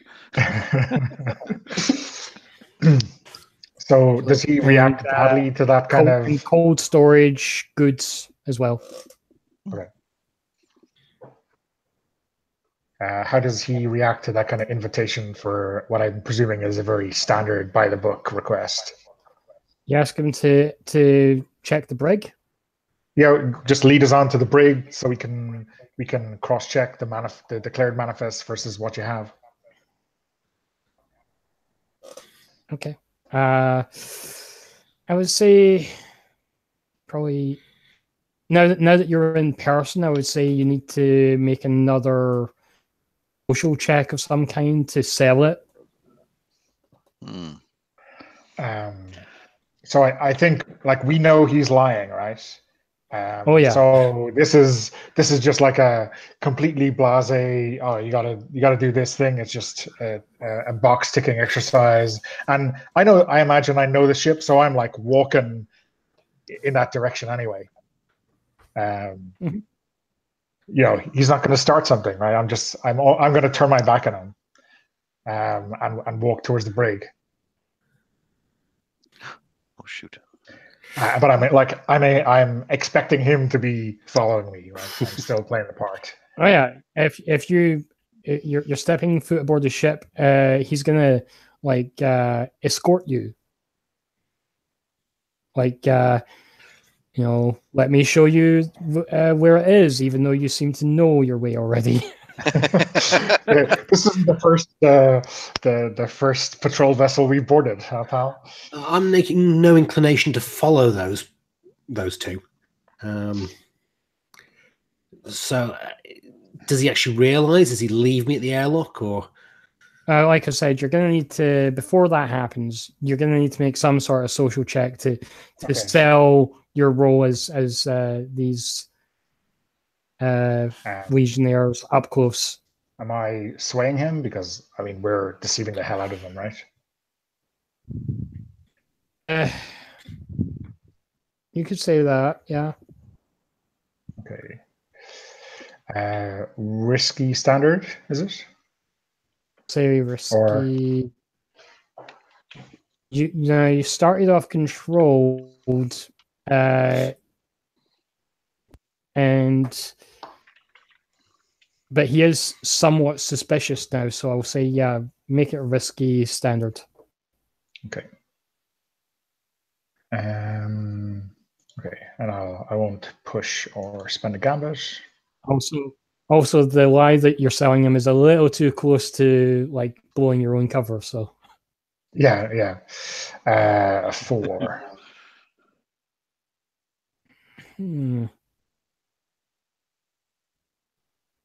4. Okay. So I'm going to fill this up.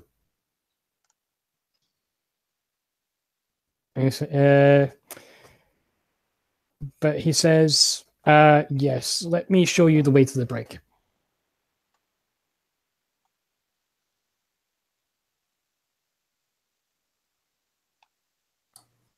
Okay.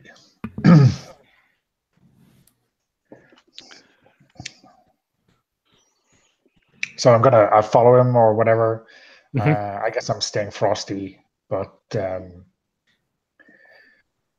I think everything is going fine, don't you? Yeah, absolutely. Yeah. So I'm going to, I will, I'll follow you to the brig. And it sounds like Gaius is going to wait at the airlock. Was that right? As soon as he's out of sight, I'm looking for a computer console. Nice. I suppose Zokar will report that I'll stay with the sergeant, and Zokar will stay with Vandal. Okay. So Zokar and Vandal, Vandal, you're gonna try and slip off. Krytus, what are you doing? I'm gonna follow to the brig. Okay. So. Okay, and as he's following along behind you, as you make your way towards the brig, he's just checking his tablet.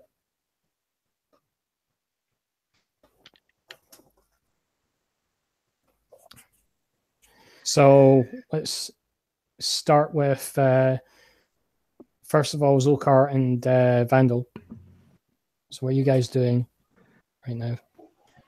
Okay, get out of sight first of all, and then start looking for a console of any description, anything computerized, anything we can actually hack into.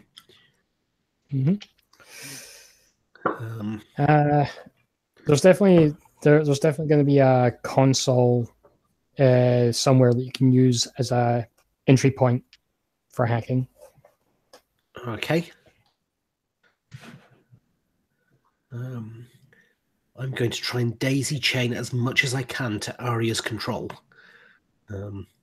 Start with the non-sensitive systems and work up. So were you looking for the closest one, like in the airlock, in the cargo hold or something like that? We came in through the airlock. Ideally, if they went off that way, if they went past any junctions, go down that junction so that we're out of direct line of sight. Wherever that happens to lead. If it leads to the cargo hold, fine. If it leads to crew quarters, fine. Wherever it leads. I'll say probably the say the the rec room, like the the where eating where the crew would normally eat food and have like there's some sort of gaming table there. It doesn't look like it's seen much use. He doesn't seem to have a crew of his own. There's just one. Zokar, just watch for anybody coming back. I'm going to see if I can do anything with one of these consoles, whether it's the gaming console or whatever. I'll try and use that for hacking into the systems. Sure. So give me a hacking roll. Okay. Actually, how does that work?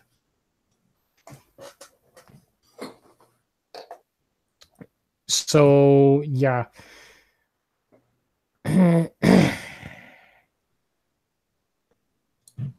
So before you can make a hacking roll, actually, I'm going to ask you to make a insight resistance check. An insight resistance check. Okay. Everyone or just Vandal? Handle. Because Zokar will be like kind of like looking on around and kind of he will be like tuning into the way. So he's very insightful. Yeah. Okay. A 6. Okay. As you're making as you like put your dongle in or whatever it is that you use to connect to the system, a voice emits from the console. Is there something I can help you with?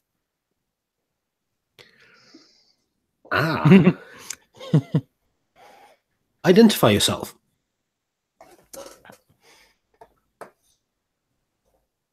I am. Now I've got to come up with a name for it.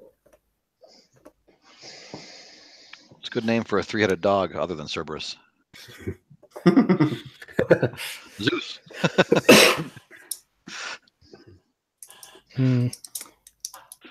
Athena.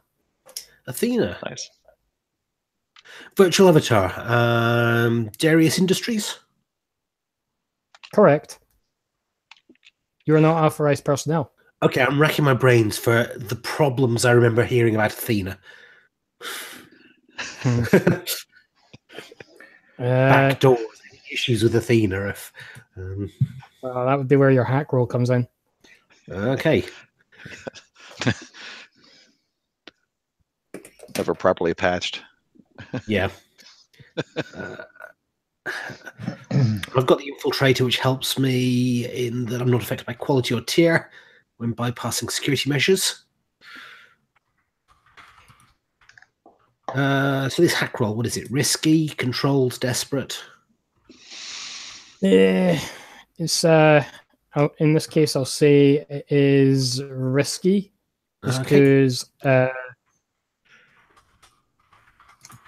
for what effect? For I'll say standard effect at this point.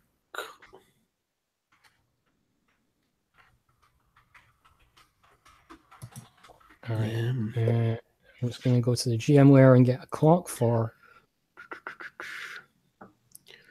Is it worth it?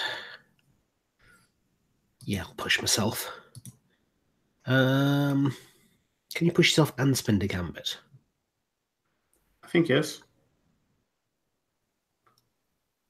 At least it's listed as two different ways of getting extra dice on the character sheet. I'm tempted to go for pushing myself and spinning a gambit and pushing for effect, i.e. making it desperate great.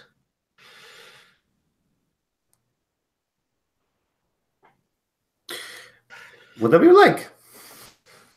Let's go with it. So it's going to cost me a stress. Push for effect, so it becomes desperate great. So I'm trying something which I know will be risky. So you're basically going for like command shutdown, yes?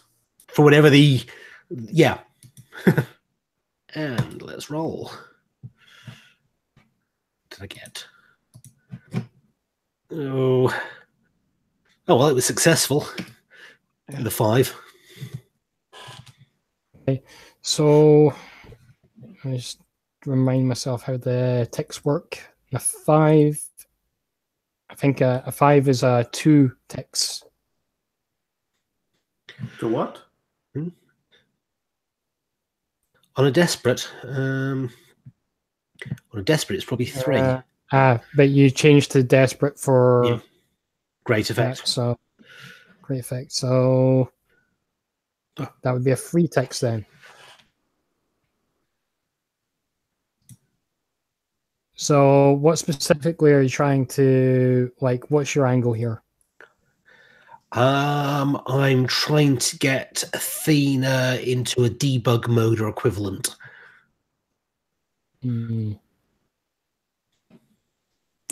Okay. I'm not super computer savvy, so I'm not quite sure what debug mode means.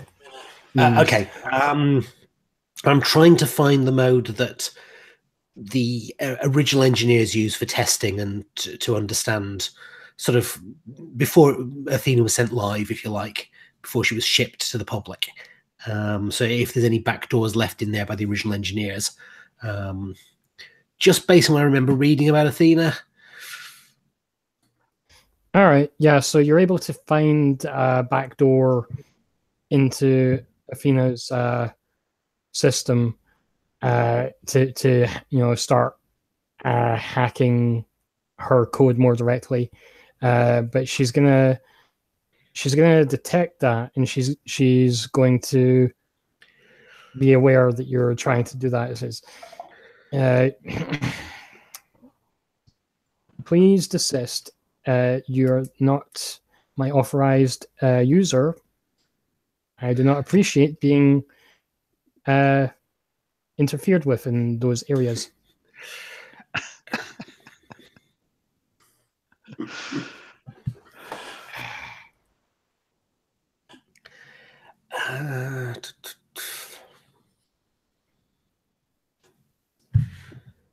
Okay. I've got my comms link. Let's introduce Athena to Arya and ask Arya to keep her busy while I deal with her.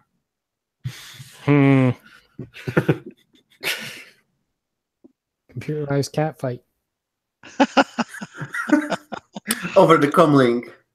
Oh my god. You've got modem noises down the comm link. Oh, that's horrible. I still remember modem noises. Oh yeah, absolutely. All right. So back to Mooch and Flex. You guys arrive in the brig, and sure enough, there's nobody currently in the cells. So yeah, I mean, on the on our tablet, I'm just checking a box, and it's like, oh, where do you have the storage, the cold storage here? We just want to, give the final check on that.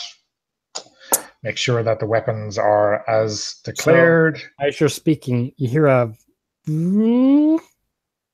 sort of charging sound from behind you. Okay, well, I'm going to step to one side. Yeah. Make a resistance roll.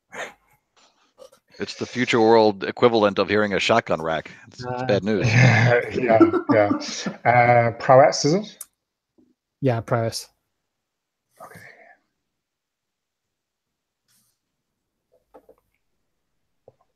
Ooh.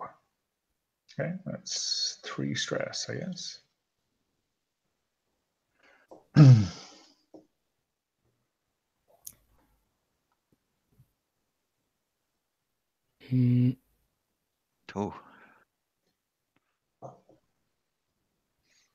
Not a great roll, but I'll take him.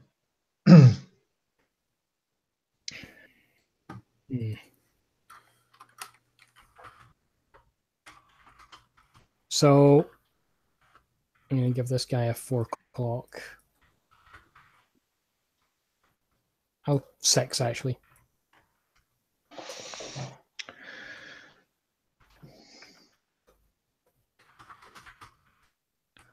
So yeah, you hear the charging sound and dive aside as like there's a sudden bolt of blue, blue white energy streaks past the two of you, which was aimed at Mooch. And you both are now aware that the Chonzek has drawn his weapon and is trying to apparently stun you. Okay. I'm gonna draw my my fine blaster, my favorite blaster from my holster. Definitely non-regulation. And I'm gonna shoot him in the face.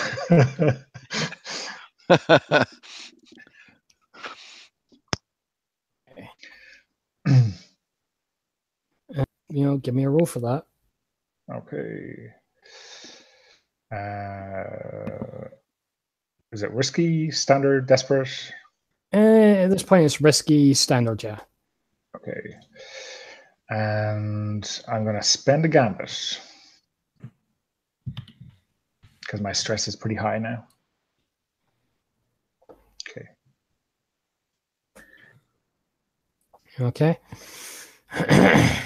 So that's a 4 total. So the way it works is because you're basically exchanging fire with him, you take a damage and he takes damage because you're in a firefight. So so he's going to take 2. And does the fine sidearm push that? Or that'll push it up to plus 1 effect. So yeah, he takes 3 then. Okay.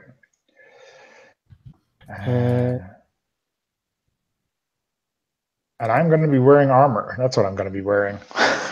Standard 51st Legion armor.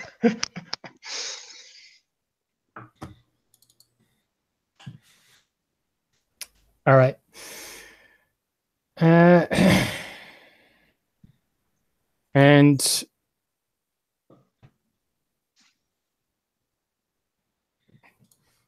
as on top of that, you're feeling like a pull from in your weapon. You're feeling your weapon. Some force is pulling on your weapon and it's trying to disarm you. Whoa. Okay. All these mystic aliens are not to my liking at all. Flex, you better kill this guy. I'll give it my best shot.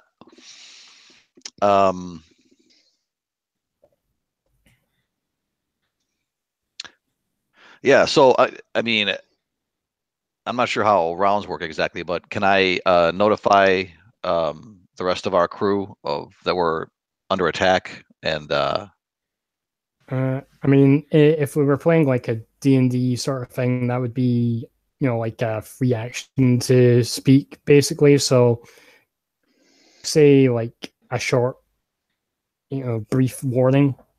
Okay, yeah. So I bark something out. You guys get the idea that bad things are happening down in the brig, and I will fire my fine sidearm.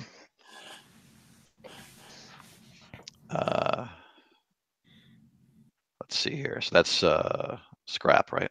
Yeah. Mm-hmm. And what did we decide this was? Risky? Yeah, it's risky standard still. Okay.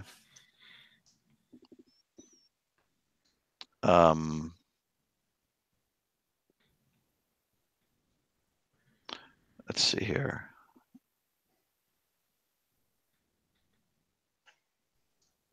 Okay, let's just do it. 4.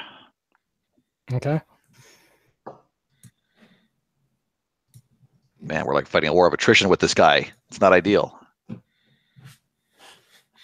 So you'll take 2. All right. As he does another quick shot, and you feel like the stun energy sort of like, there's a sort of numbness goes through your body for a moment. I'm wondering if he's using kind of mystic powers. Could I jam or select the mystic ammo for my sidearm and shoot that at him instead of a regular round? Oh, you have mystic ammo. Yep. Sure.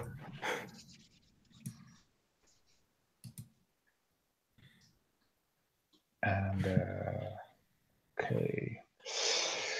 Is this still risky, or are we in a bad kind of position? At this point, like, you've both taken a bit of damage. He's taken a bit of damage. There's still that, this unseen presence that's pulling on both weapons at this point, trying to disarm you. So I'd say it's kind of desperate. Still standard. Okay. I'm going to spend some stress.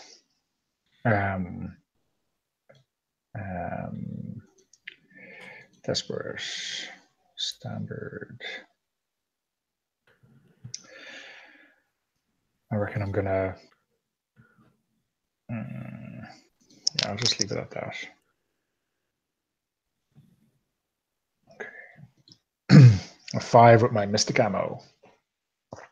Yes. Okay. So you shoot him with the mystic ammo. So what is that? What is that like then? I'm kind of imagining that maybe the normal blaster rounds are just like energy bolts, right? But this one, there's almost like a darkening of the air as the round ignites in the mag, and like, anyone with any kind of awareness or attunement kind of gets not a headache, but is aware that something wrong is going on, and then it just discharges in this kind of red lightning instead of the normal blue. Well, nice. Right. So that happens. The bolt hits Chonzek, and the sensation that, the pulling sensation you were feeling in both of your weapons just cuts out. Chonzek stands like jiggling slightly from the energies going through him, and then passes out. But up on where you guys are, let's say Vandal and Zokar. Okay, first of all, Zokar, you feel that disturbance in the way. Mm-hmm. As that strange energy affects the area, and then the Athena starts to let off some alarms. I am detecting injury to my primary user. Hostile forces aboard. Locking down systems. Oh, shoot.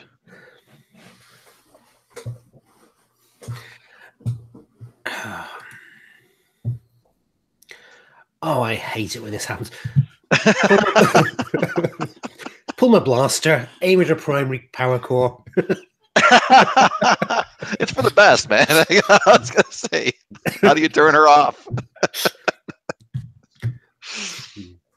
Sure, Have pull we the trigger. found the primary core? I know where it is. Yeah. Okay. It's unlikely to be in the mess, actually. Yeah, That's true. it's definitely going to be more on the bridge or somewhere closer to engineering, maybe. Okay, Arya, keep her locked down while we figure out where we need to disable her from. Let those two fight it out while we try to figure out where we need to go. Okay, so Arya is equal to your tier. I'm going to say... Slow. Yeah. And this guy, he's somewhat higher tier, so... Okay. I'm just going to... Don't wanted to win, just wanted to slow this thing down.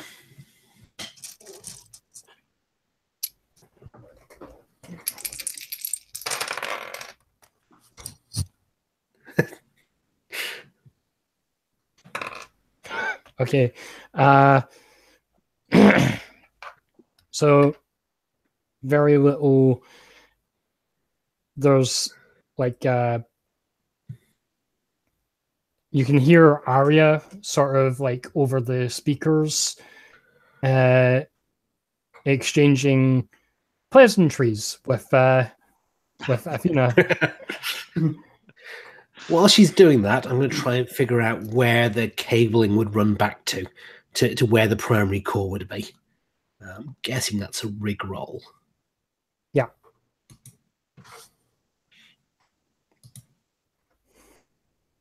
Can't see much danger in it. What is it? Risky? Controlled?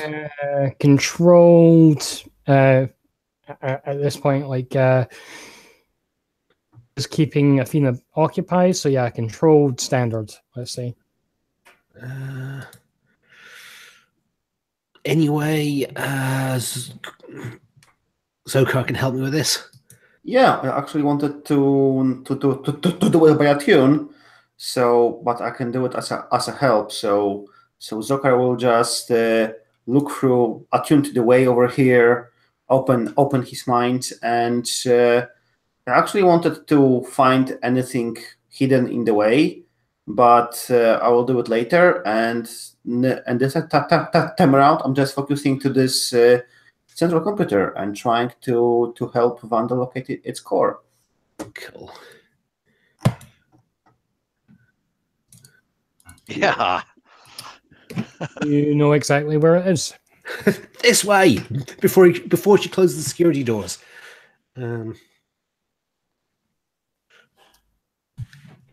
Okay, is this a group action to get there before she can close the security doors? Jesus. Ugh.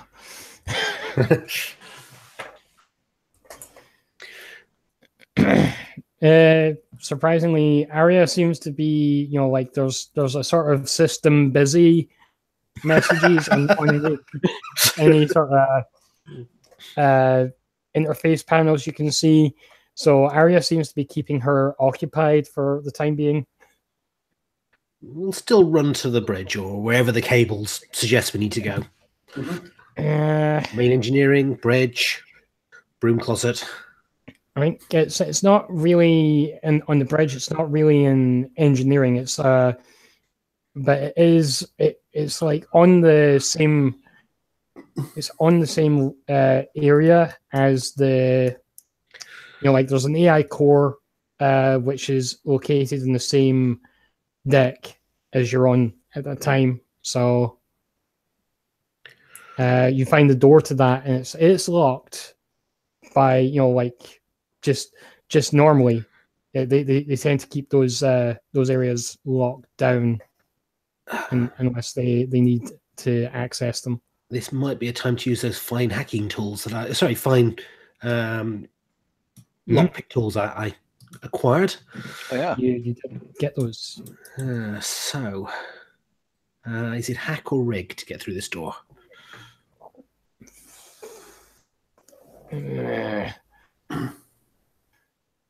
Where's the?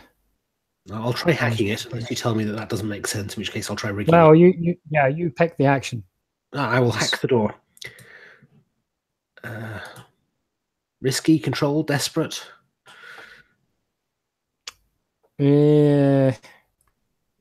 Still controlled, I'll say, because Arya's keeping the ship's AI occupied. Standard, I guess. Standard. Bonus dice for fine tools. Yeah. Man, you're on fire.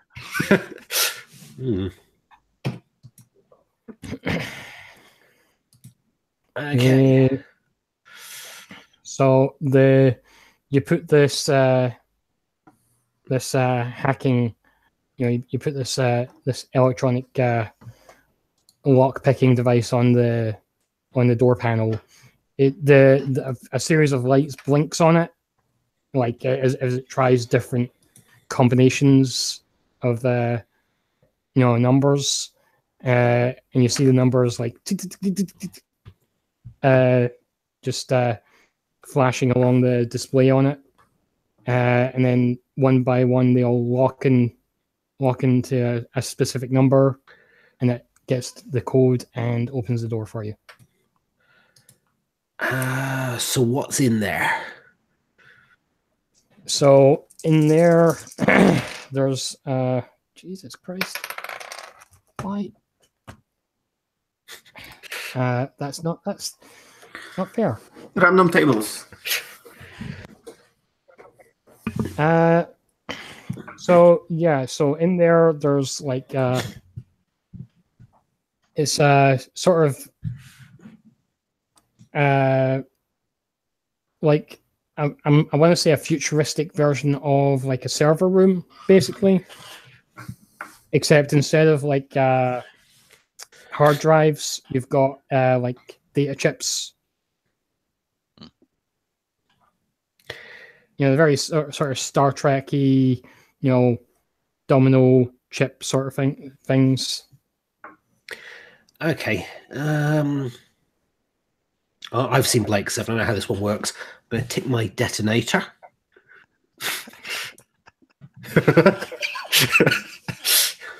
Right. Pass the detonators out. Zoka, place them down there.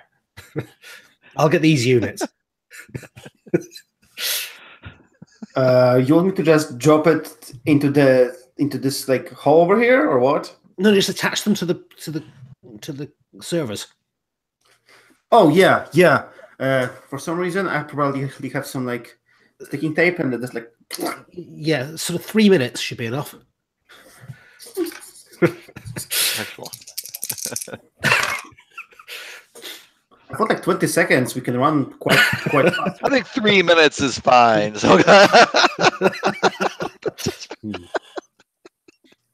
20 seconds. I mean, this is just like we are blowing the AI core, not like the entire ship. Yes.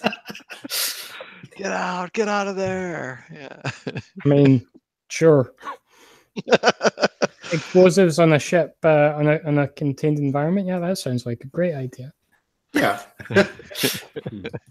Yeah. Fire in space. It's fantastic. I mean, what could possibly go wrong? Yeah. So like as this is going on, Zoka would like to. He attached the detonator. It was and he like wants to focus to connect to the way. And this is like a ship run by a mystic. So he's like curious what kind of, maybe he has to hear like some artifact. I don't know that red is not that red has not been found. So maybe I will sense his life signals. Sure, give me a I'm just like browsing the way with attune. Yeah, so give me an attune roll then. Give you okay. I'll say again it's actually let's say it's risky. Yeah. Standard.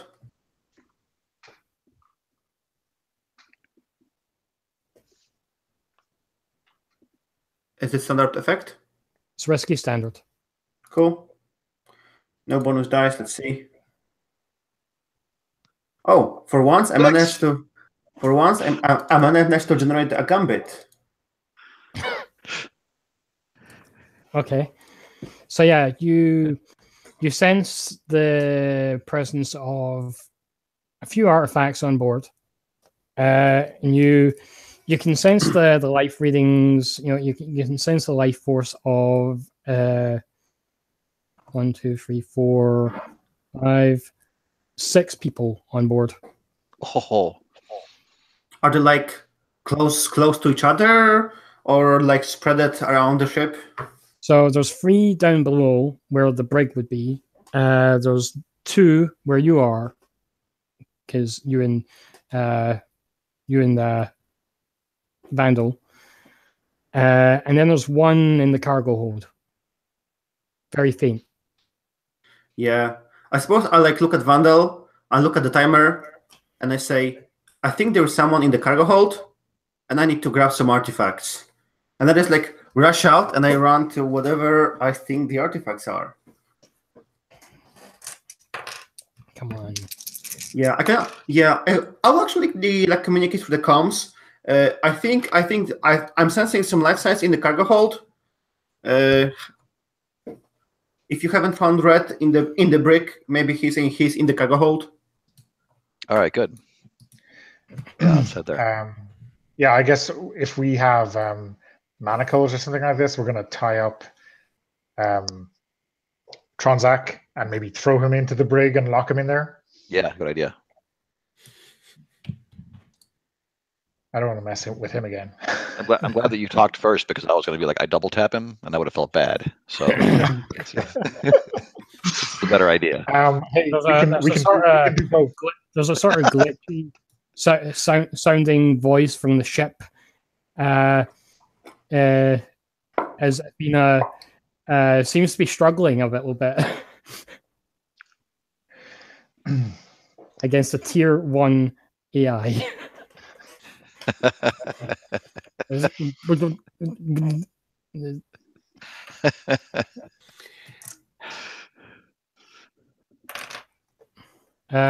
yeah, Zokar, you were heading for Artifacts. Yeah, I suppose his quarters or some special room. Yeah, it seems to be one of the crew quarters that the sense is leading you to. Yeah, so I just like run there, and maybe they are unlocked. Who knows? It's his ship. Maybe he has no reason to lock it. True. Yeah. So it is unlocked. Give me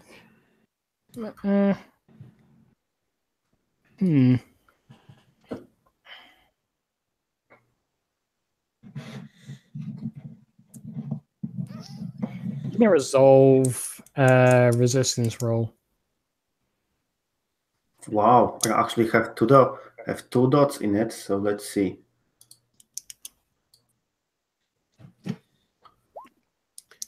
Six. There it is.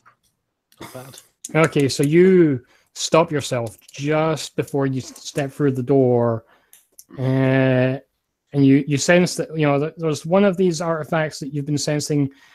That is the energy coming off of it is it's not it's sort of it's not passive. Like if you've got a feeling that if you step through, it's some sort of trap that's been put in place that will recognize the way signature of a specific person. Mm-hmm. And if it's not that specific person, then the person that passes through that door is going to get a nasty surprise. Okay. Attuned to him, if you're not him, is going to zap you or something equally terrible. Yeah. So I suppose I look at the watch. Time is running out, and like begin like muttering silently or quietly. I meant to say, and I'm communicating with this artifact. I'm trying to calm it down. I'm trying to turn it off. I'm like searching its signature in the way and trying to reach it and convince it that it's time to turn off. Okay. It'll be a risky limited roll. Of course, communicating with a guardian artifact has to be desperate and risky. So I'm going up. Okay, so it's desperate. You're moving it to desperate, and it's going to be standard effect then. Yes.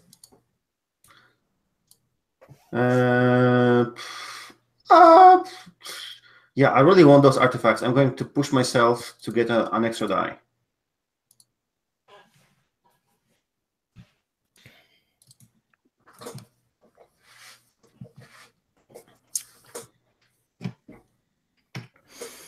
So you're going to take,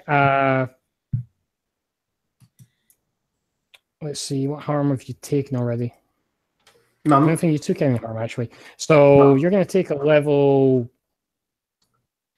I know, you went to desperate. Mm-hmm. You went to desperate, so you're going to take a level 3 psychic shock. Well, I don't suppose armor will protect from this at all. Warded would be more what you're looking for. Yeah, I probably so I'm just like resisting. Do I have to like roll resist first and then decide that I'm going toward it, or do I just say that I resisted with warded? Let's see. Because it just says that they can resist. Yeah, I say you can use the warded. You can use a ward to reduce to reduce it, or you can use both. Okay, well, I'm definitely warded, so probably like some signs that are not normally visible on my skin, like burn up, and there are all of those in this like UT writing, and they just light up as I'm stroked by this psychic shock. So I'm marking warded. Does it like negate it, or does it only like move it one scale down? Hang on, let me just check something. Warded is one of your special abilities. You've got it? Yes. Okay, cool. I do have it, so. All right, then. So you can expend that to resist the consequences. It sounds like it just negates, or it doesn't negate it, but you can reduce the consequence by a level with the armor. Yeah. Yeah, I think it's just a normal, it's like a resistance roll, but without the roll. Yeah. So you just don't pay stress, you just mark the special armor box. Yeah. Yeah, so yeah, I'm going to take level 2 harm. I don't know, I'm going to just write psychic shock. Yeah. Okay. So So there's still like a bit of backlash, like, it fights you a little bit, and there's a sort of, almost like the force lightning effect, like, that really sort of painful looking energy just rakes over you as you're attuning with it. But eventually, like, subsides and allows you to pass through the doorway. Yeah, so probably the like very dazed, like nosebleed, like I don't have a nose, so probably like ears bleeding, my dreadlocks become like really like bleeding from the. One of your mandibles is sort of twitching by itself. Yeah, yeah. But we can see that I'm like taking like a box, like a wooden box made from like oak wood, and I just like carefully place the artifacts inside as I'm like very quietly singing to each one so that they can know that I will take care of them. And when I took them all, I just like close the box, put it back in the bag, and probably run like hell because we are on a 3-minute clock. Okay. So the glitchy noise that you were getting from Athena sort of subsides, and Athena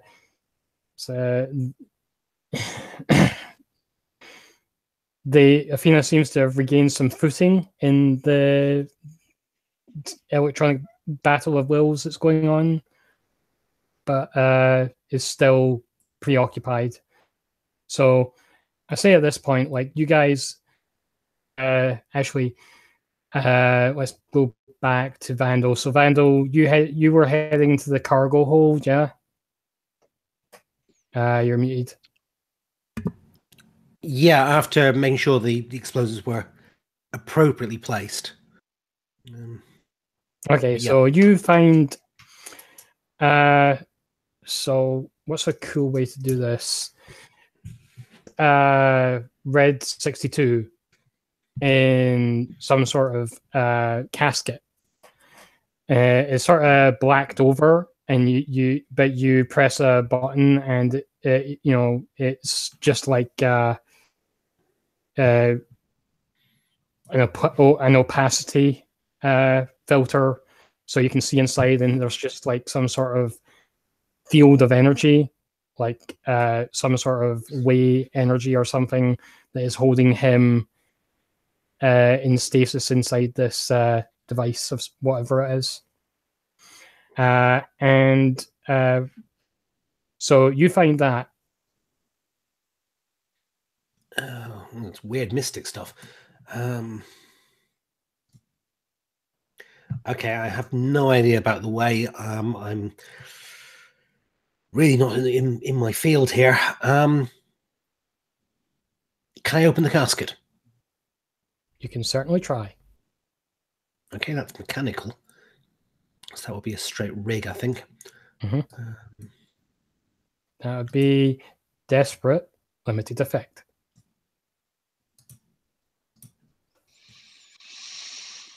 On a single die, let's go for it. Are any of us in a position to help, or no? Oh, it's the first time. Oh well. Okay, so you realize something is wrong when the starts emitting some sort of low level hum, which is getting louder, and then there's a flash of energy, and you are propelled backwards from the casket into the wall. You take level 3 gravity damage. I'll resist that. Prowess? Yeah. Okay, not my best thing, but let's give it a go. There we go. Oh, okay. Okay. So it's level 2 is resisted down to level 2. So let's say not so much gravity damage, because that's gravity is the thing that causes damage. It's not so much the damage that you receive. It's basically broken, like I've just hit a wall at speed. Something like sprung clavicle, dislocated shoulder. Yeah, let's say that. Sprung clavicle. Yeah. Okay. So while that was going on, let's say Duncan, so Mooch and Krytus, what were you guys doing? Because you've got the guy, you've got the bounty hunter out of action. Yeah, I think once we heard the announcement from Zokar about the Red maybe being in the cargo hold, we were going to head down there. All right, so let's say that you were headed down there, and about the time that you arrive is about the time that you see Vandal getting propelled across the cargo hold and slamming into a wall. Oh man. Vandal, are you okay? Oh, I will be. And you can see a sort of bubble of some sort of energy, surrounding it. Yeah, don't stick your hand in that. Okay. Okay. Some kind of shield? Is there like a control panel, or is it purely mechanical? In terms of how you would unlock it. I mean, there is like a control panel of some kind on it. It's like it's a lot of technology that's used today is derived from research that's been done on precursor technology. Whatever this is seems to be more ancient. It seems to be like it actually came from precursor time. Okay. So is it more like an attune roll to open it, or would rig be a valid approach? Vandal will be able to tell you that Rig is the way to go. He was able to affect it with rig, but there's some sort of defense mechanism. It would require at least somebody with the way to assist at the very best. I'm not going to be brave. I'm going to call Zokar down here. Do your thing, weird boy. Yeah. So probably after like walking there, I just look at the watch. Well, Vandal, you were right with this 3 minutes. Mind extending the timer on the explosives? It might take a bit longer than a minute. Let's leave them. I'm just going to image you getting back to the explosives with about 4 seconds left on the clock. So speaking of clocks, another one.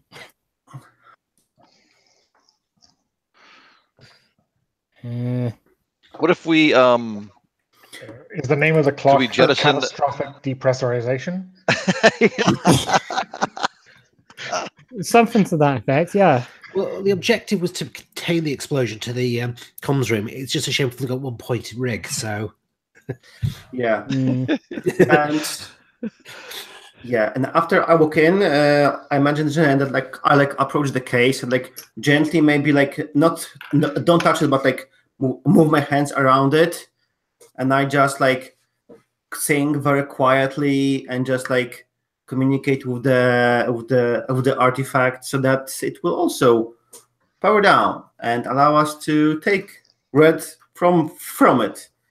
I suppose I'll be doing setup or something like that. Mm-hmm.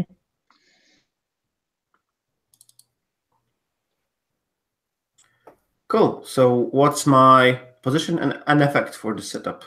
Your position for this is standard risky. I will leave the gambit to you guys and hope for the best. We'll see. Yeah.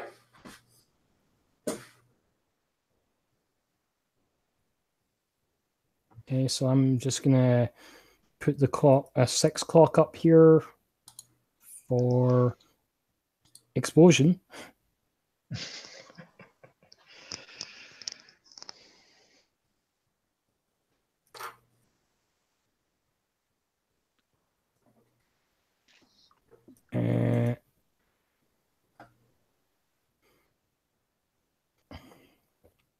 So yeah, you see our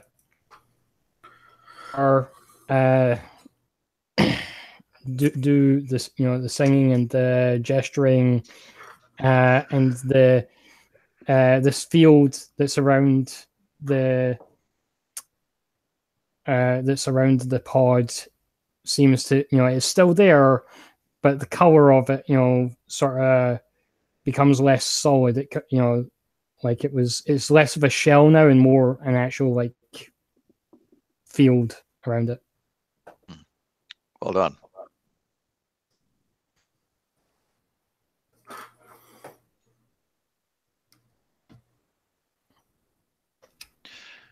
Should we just leave the airlock? I'm sorry, leave the cargo hold and jettison this sarcophagus into space and pick it up with our ship, or would that? It's certainly quicker, right, than trying to. But we don't know if we can detach it. Can we? The problem that you had, or like that Vandal had, is that you couldn't manipulate it without triggering this strange defense mechanism. But with Zolkar doing his thing, it seems more doable as long as Zolkar's neutralizing that effect. So you can move it as long as he sings the lullaby. Yeah. Okay. But Flex, maybe we should, if this ship is going to blow, maybe we should see what we can salvage from it. Make ourselves useful, as scoundrels. Only scoundrels can. Yeah. Let's take some stuff. Carefully, because this guy is full of surprises. Okay. Well, I don't choose the air actions for you. What are you going to do? Well, I mean, I don't know. I think we're just giving ourselves an excuse to have a bunch of cred for the payoff, given that no one's paying us for this. Fair enough. Yeah, we're just mooching around, right? That's picking up anything that looks interesting. All right. In combination with the artifacts that Zolkar would have picked up, you're gonna get some cred off of this. Okay.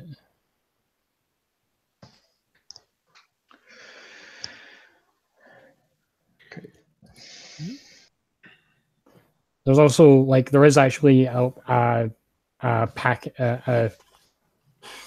cargo box, a cargo crate with weapons in it, Nice. which were actually on the manifest.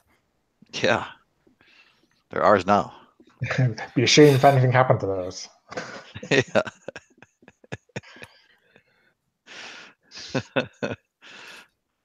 I think the technical term is yoink. Uh-oh. Exactly.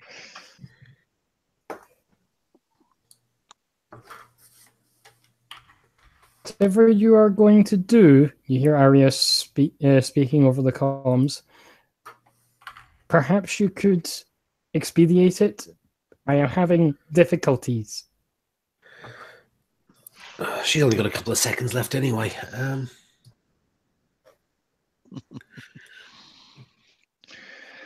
So is the only thing holding us up Zolkar's wrestling with this wayfield? Yeah. Okay. Zolkar's doing that, which is allowing you, it's basically a setup action for you to move this some way or other. Okay. Something. I thought he was freeing Red entirely. If I open the cargo bay doors, can you just push it out into space? And then we can retrieve it. Yeah. Okay.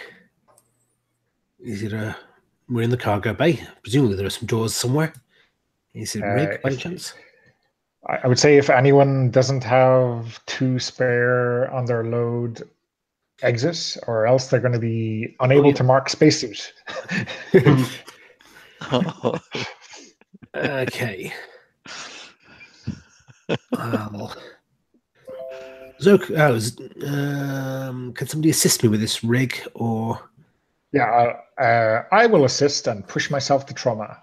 Oh, that's fine. That's fine. Okay, I'll push myself as well. All right. Use the gambit. Oh, use the gambit. Use the gambit, yeah. Okay, I'll undo that. Rig. What is it? Risky? I'd say risky, yeah. Standard for opening cargo bay doors. Mm-hmm. Yeah. With the gambit. And one help for me. Yeah, this help was. Oh, well, I got a 4.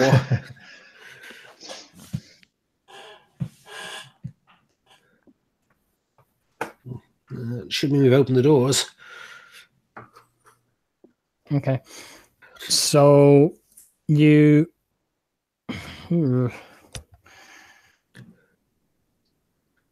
like moving out of the cargo bay and just like, activating that outside. Zokar is for sure staying with the artifact, so that however it will behave in space, he will try to protect Red. So Zokar marked we've seen him putting like the spacesuit, the helmet, and staying with Red in the artifact. Okay. So you've done that. So I'm gonna put a couple of more ticks on the clock here because time is going on as you're doing this. So the explosives are closer to going off. And the Okay. clock is gone. This here.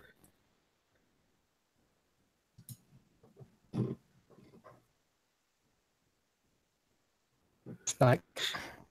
So so the doors open because this is like Star Wars sci-fi and not like realistic sci-fi. There's like a gust of air and the everything in the cargo hold is sucked out, including Zokar, who's like holding on to the thing and singing a lullaby in his spacesuit.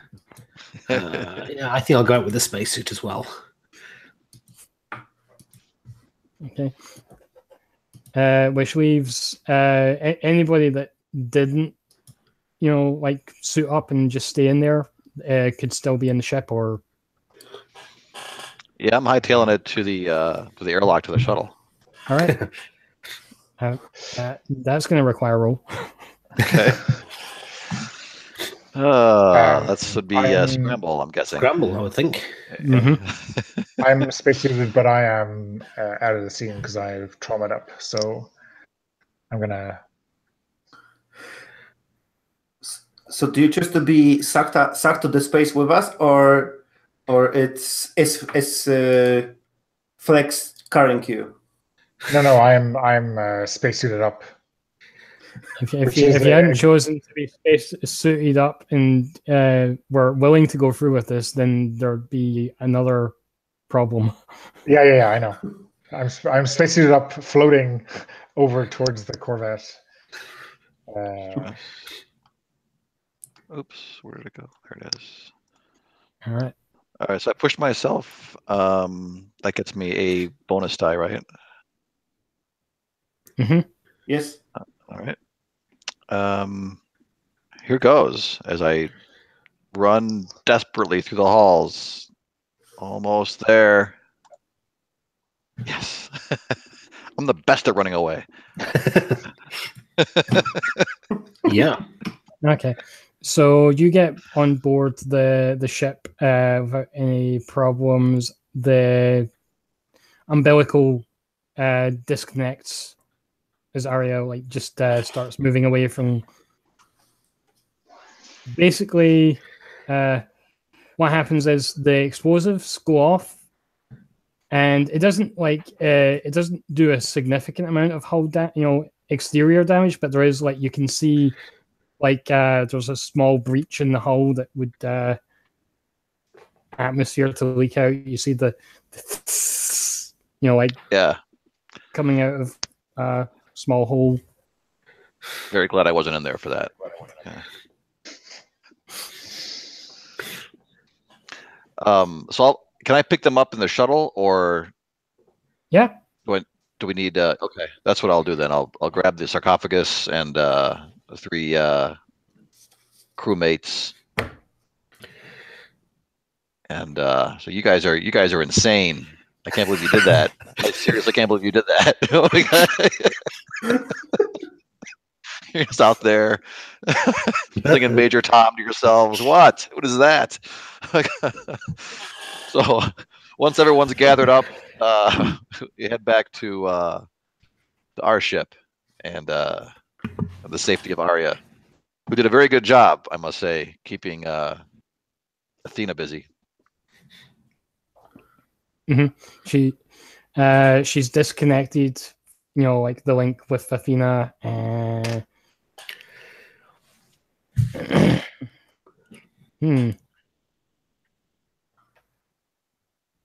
I think, so the ship appears to be starting some sort of self-repair. The other ship seems to be starting some sort of self-repair routine, and some drones come out and sort of start working on the hull problem. So it's dealing with that. It's not going to be a problem for you right now. Perfect. But you've still got this sarcophagus with Red 62 in it. I'm sure we can deal with that at our leisure somewhere. Mm-hmm. Yeah. We could find some kind of a mountain temple. All right. So with that, I think we move into downtime. Yeah, nice. So complete the job. Excellent. Just so you guys know, I discussed this plot thread with Christian when he said he couldn't make it for tonight. So it's not like I said, like, okay, so Christian's not here, I'll just make his character the victim. No, Christian was okay with this. Did he trust that we would go rescue him? Yeah, because honestly, it was 50-50 for a minute there.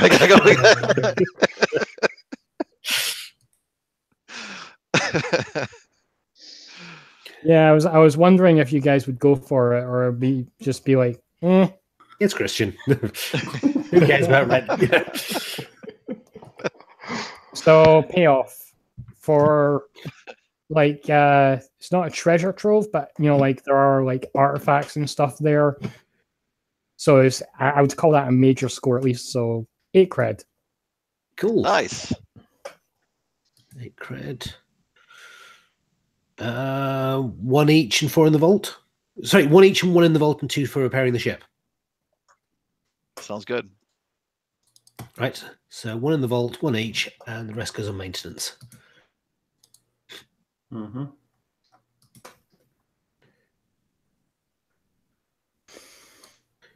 I'll put straight in my stash.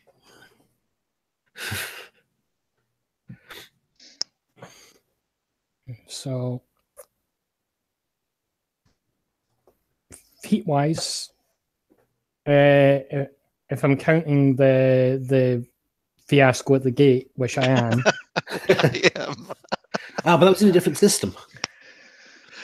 Yeah, but they would be able to tell where you were going after that. Oh man! Didn't you already mark that in the?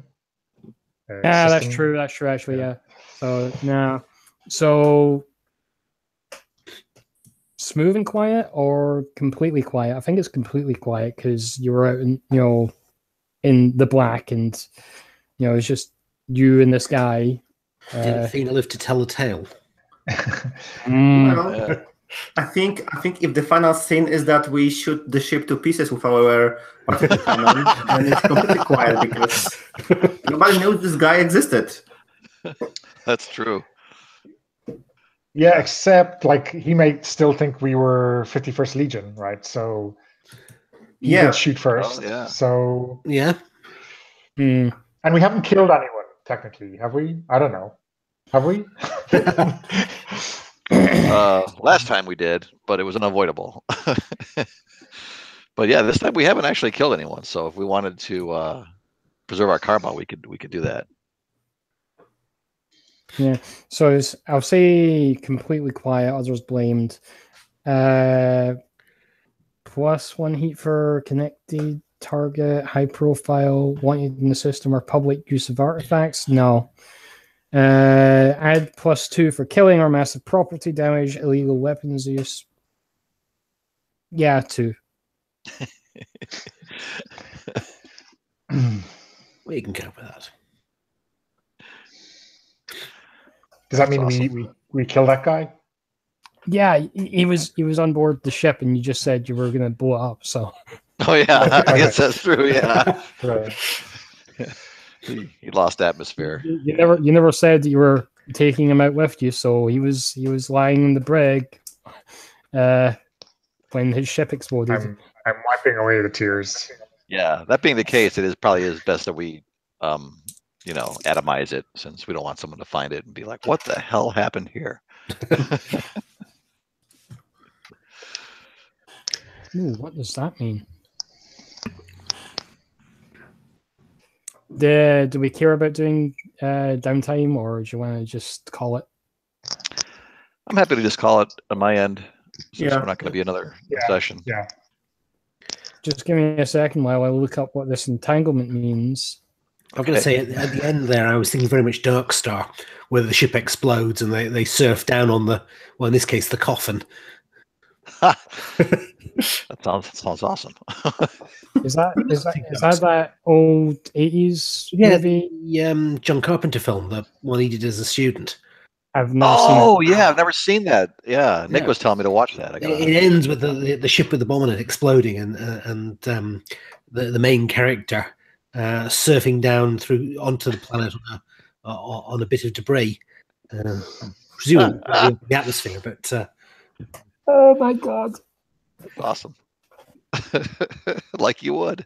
It's great visual, right? But, Right. So here's the last shot of this episode then, because I'm just going to tell you what I rolled in the entanglement. It's unquiet black. Uh-oh. So what happens is there's like some sort of sometime after all this has happened, there's we see one of the artifacts that Zokar has acquired, and we see some sort of essence leak out of it and go into the ship's ventilation shaft. So some sort of dark, smoky energy. Cool. That's terrible. This guy with his weird room and his artifacts, that 1 3-foot doll with the long knife. I've never liked that thing. Yeah.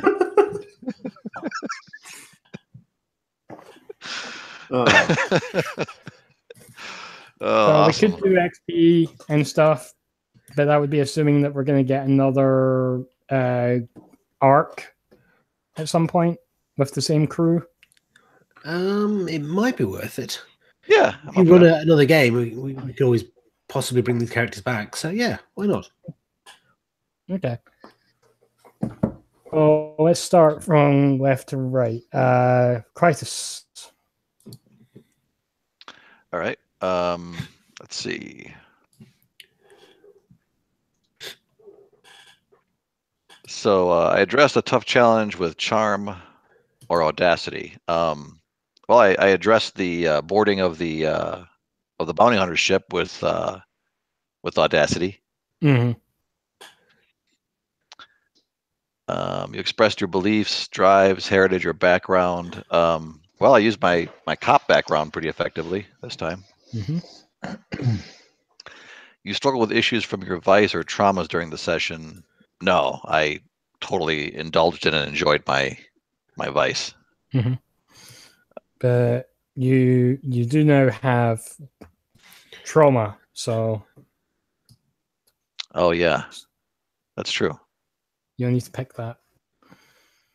Okay. Did you trauma out as well? No, actually, I'm sorry. I'm thinking Donna's character.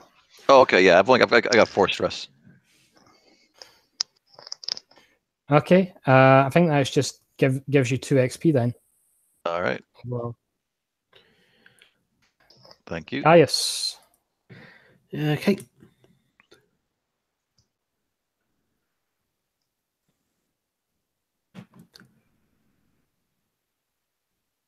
Okay.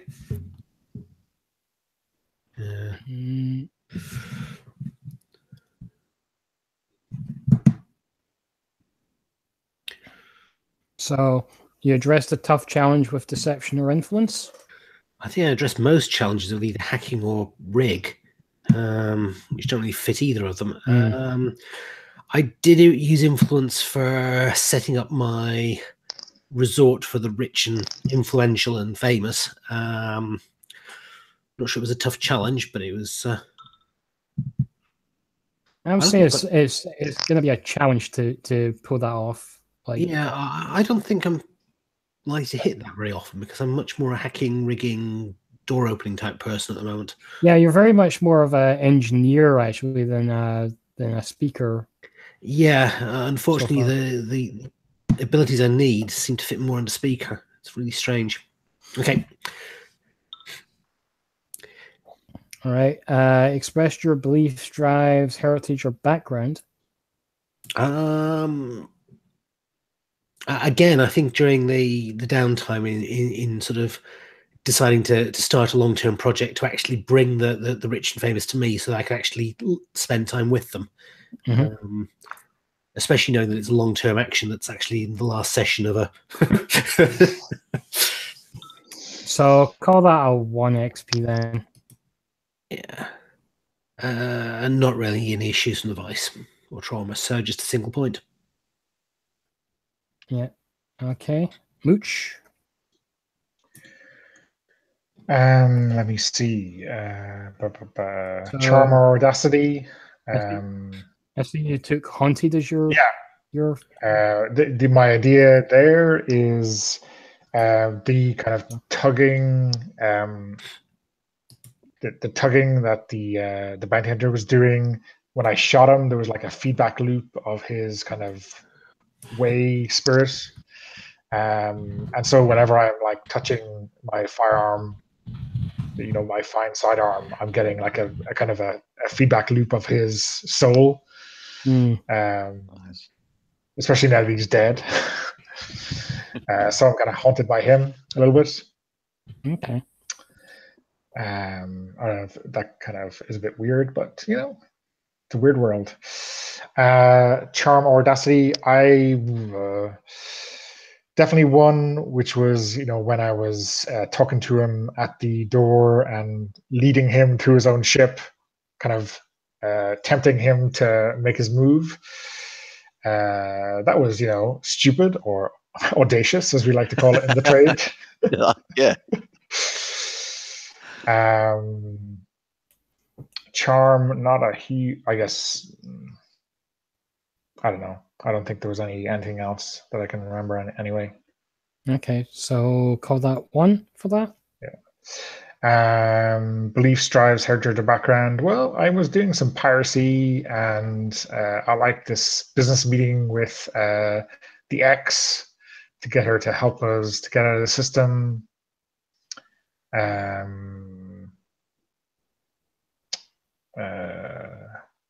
That's 1 for sure. Well, kind of maybe 1 or 2. I don't know what people think.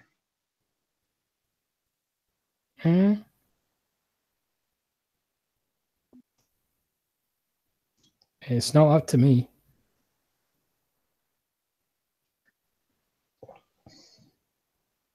What do people think?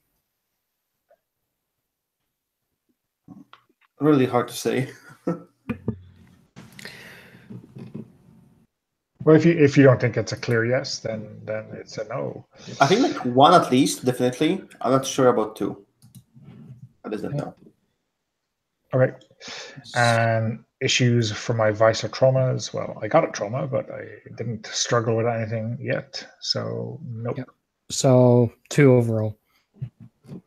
And Cheerio. finally, Zokar. So I have to count desperate rolls. I'm not sure if I made any, but I'll do that later.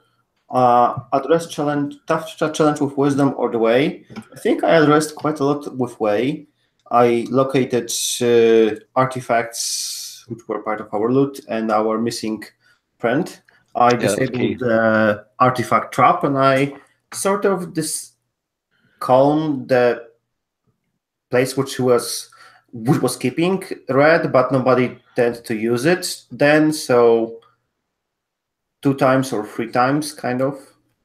Okay, so 2 XP for that.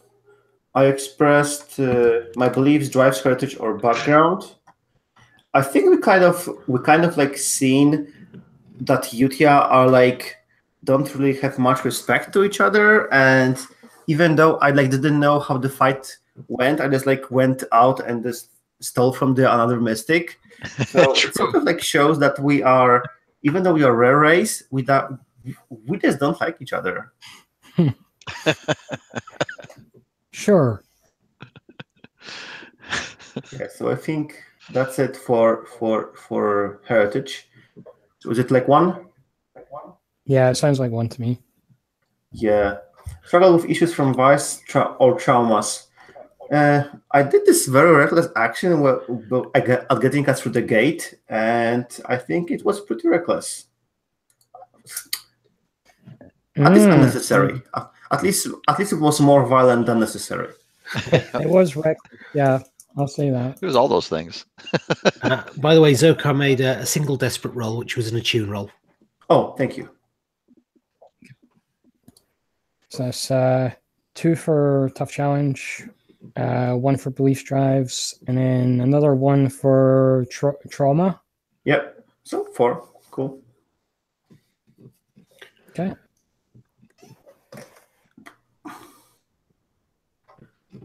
All right. So that's us done then. I just want to stick around for a bit to do some roses and thorns. We can do that. Okay.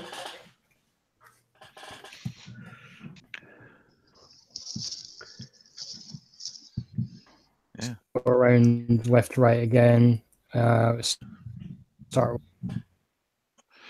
Yeah. Well, I thought it was a lot of fun. I mean, I liked it last session. I was really excited to be able to join in for this session. It's definitely the kind of game that rewards you with practice, because it's just different, you know. But you know, it makes progressively more sense as you play it, and I don't know. I mean, there was nothing that it's kind of hard to think of a thorn. I mean, you know, the system made sense to me. I think if there were any problems, they were probably being handled by the GM. You know, they were sort of invisible to me. Mm-hmm.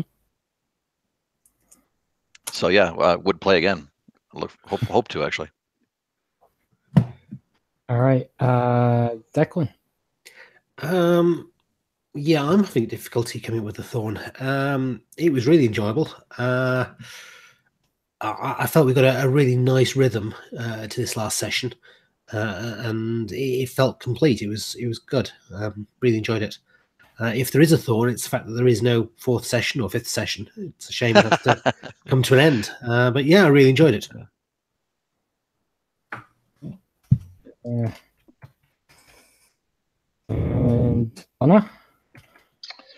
Yeah, I mean, I really liked. I like self-generating scores. You know, something that comes organically out of the group, instead of like trying to rack your brains for something that suits your ambition. So I really like that. Thorns, I don't know. I feel like whenever we get a 6 on an engagement roll, things should be a little bit easier at the start. I know that that's in some ways like not. Certainly, when I GM, I always have to fight some instinct to make things difficult, no matter what. But my habit is on a 6.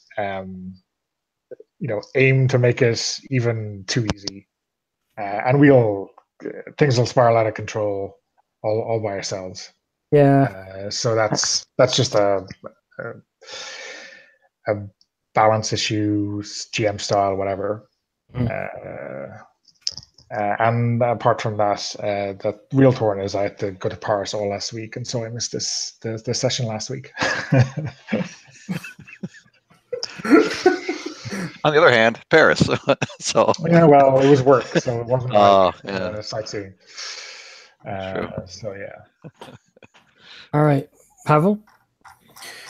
I felt honestly that we lack description in out of spaces. I'm always struggle if is Blade like how much of PBTA it is it like fictional first or not. A lot of the cases will just say, oh, I just rig the door, or I just like hack it, or I just like fight him. And there was just like we were on this meta level. We never went into like bother to describe. You were describing for us, while I think we should be describing our actions and then picking the action and not just I do this and without any description. I felt this like lack of this. So I kind of think that the resolve you made me do did kind of work like a notice check because it's like kind of it felt like, oh, you noticed there's something wrong, and then I had to like take action to deal with it. I thought that maybe if I'm making a resistance roll, I would already disable it or something like that. Mm-hmm. It kind of felt like a notice check. And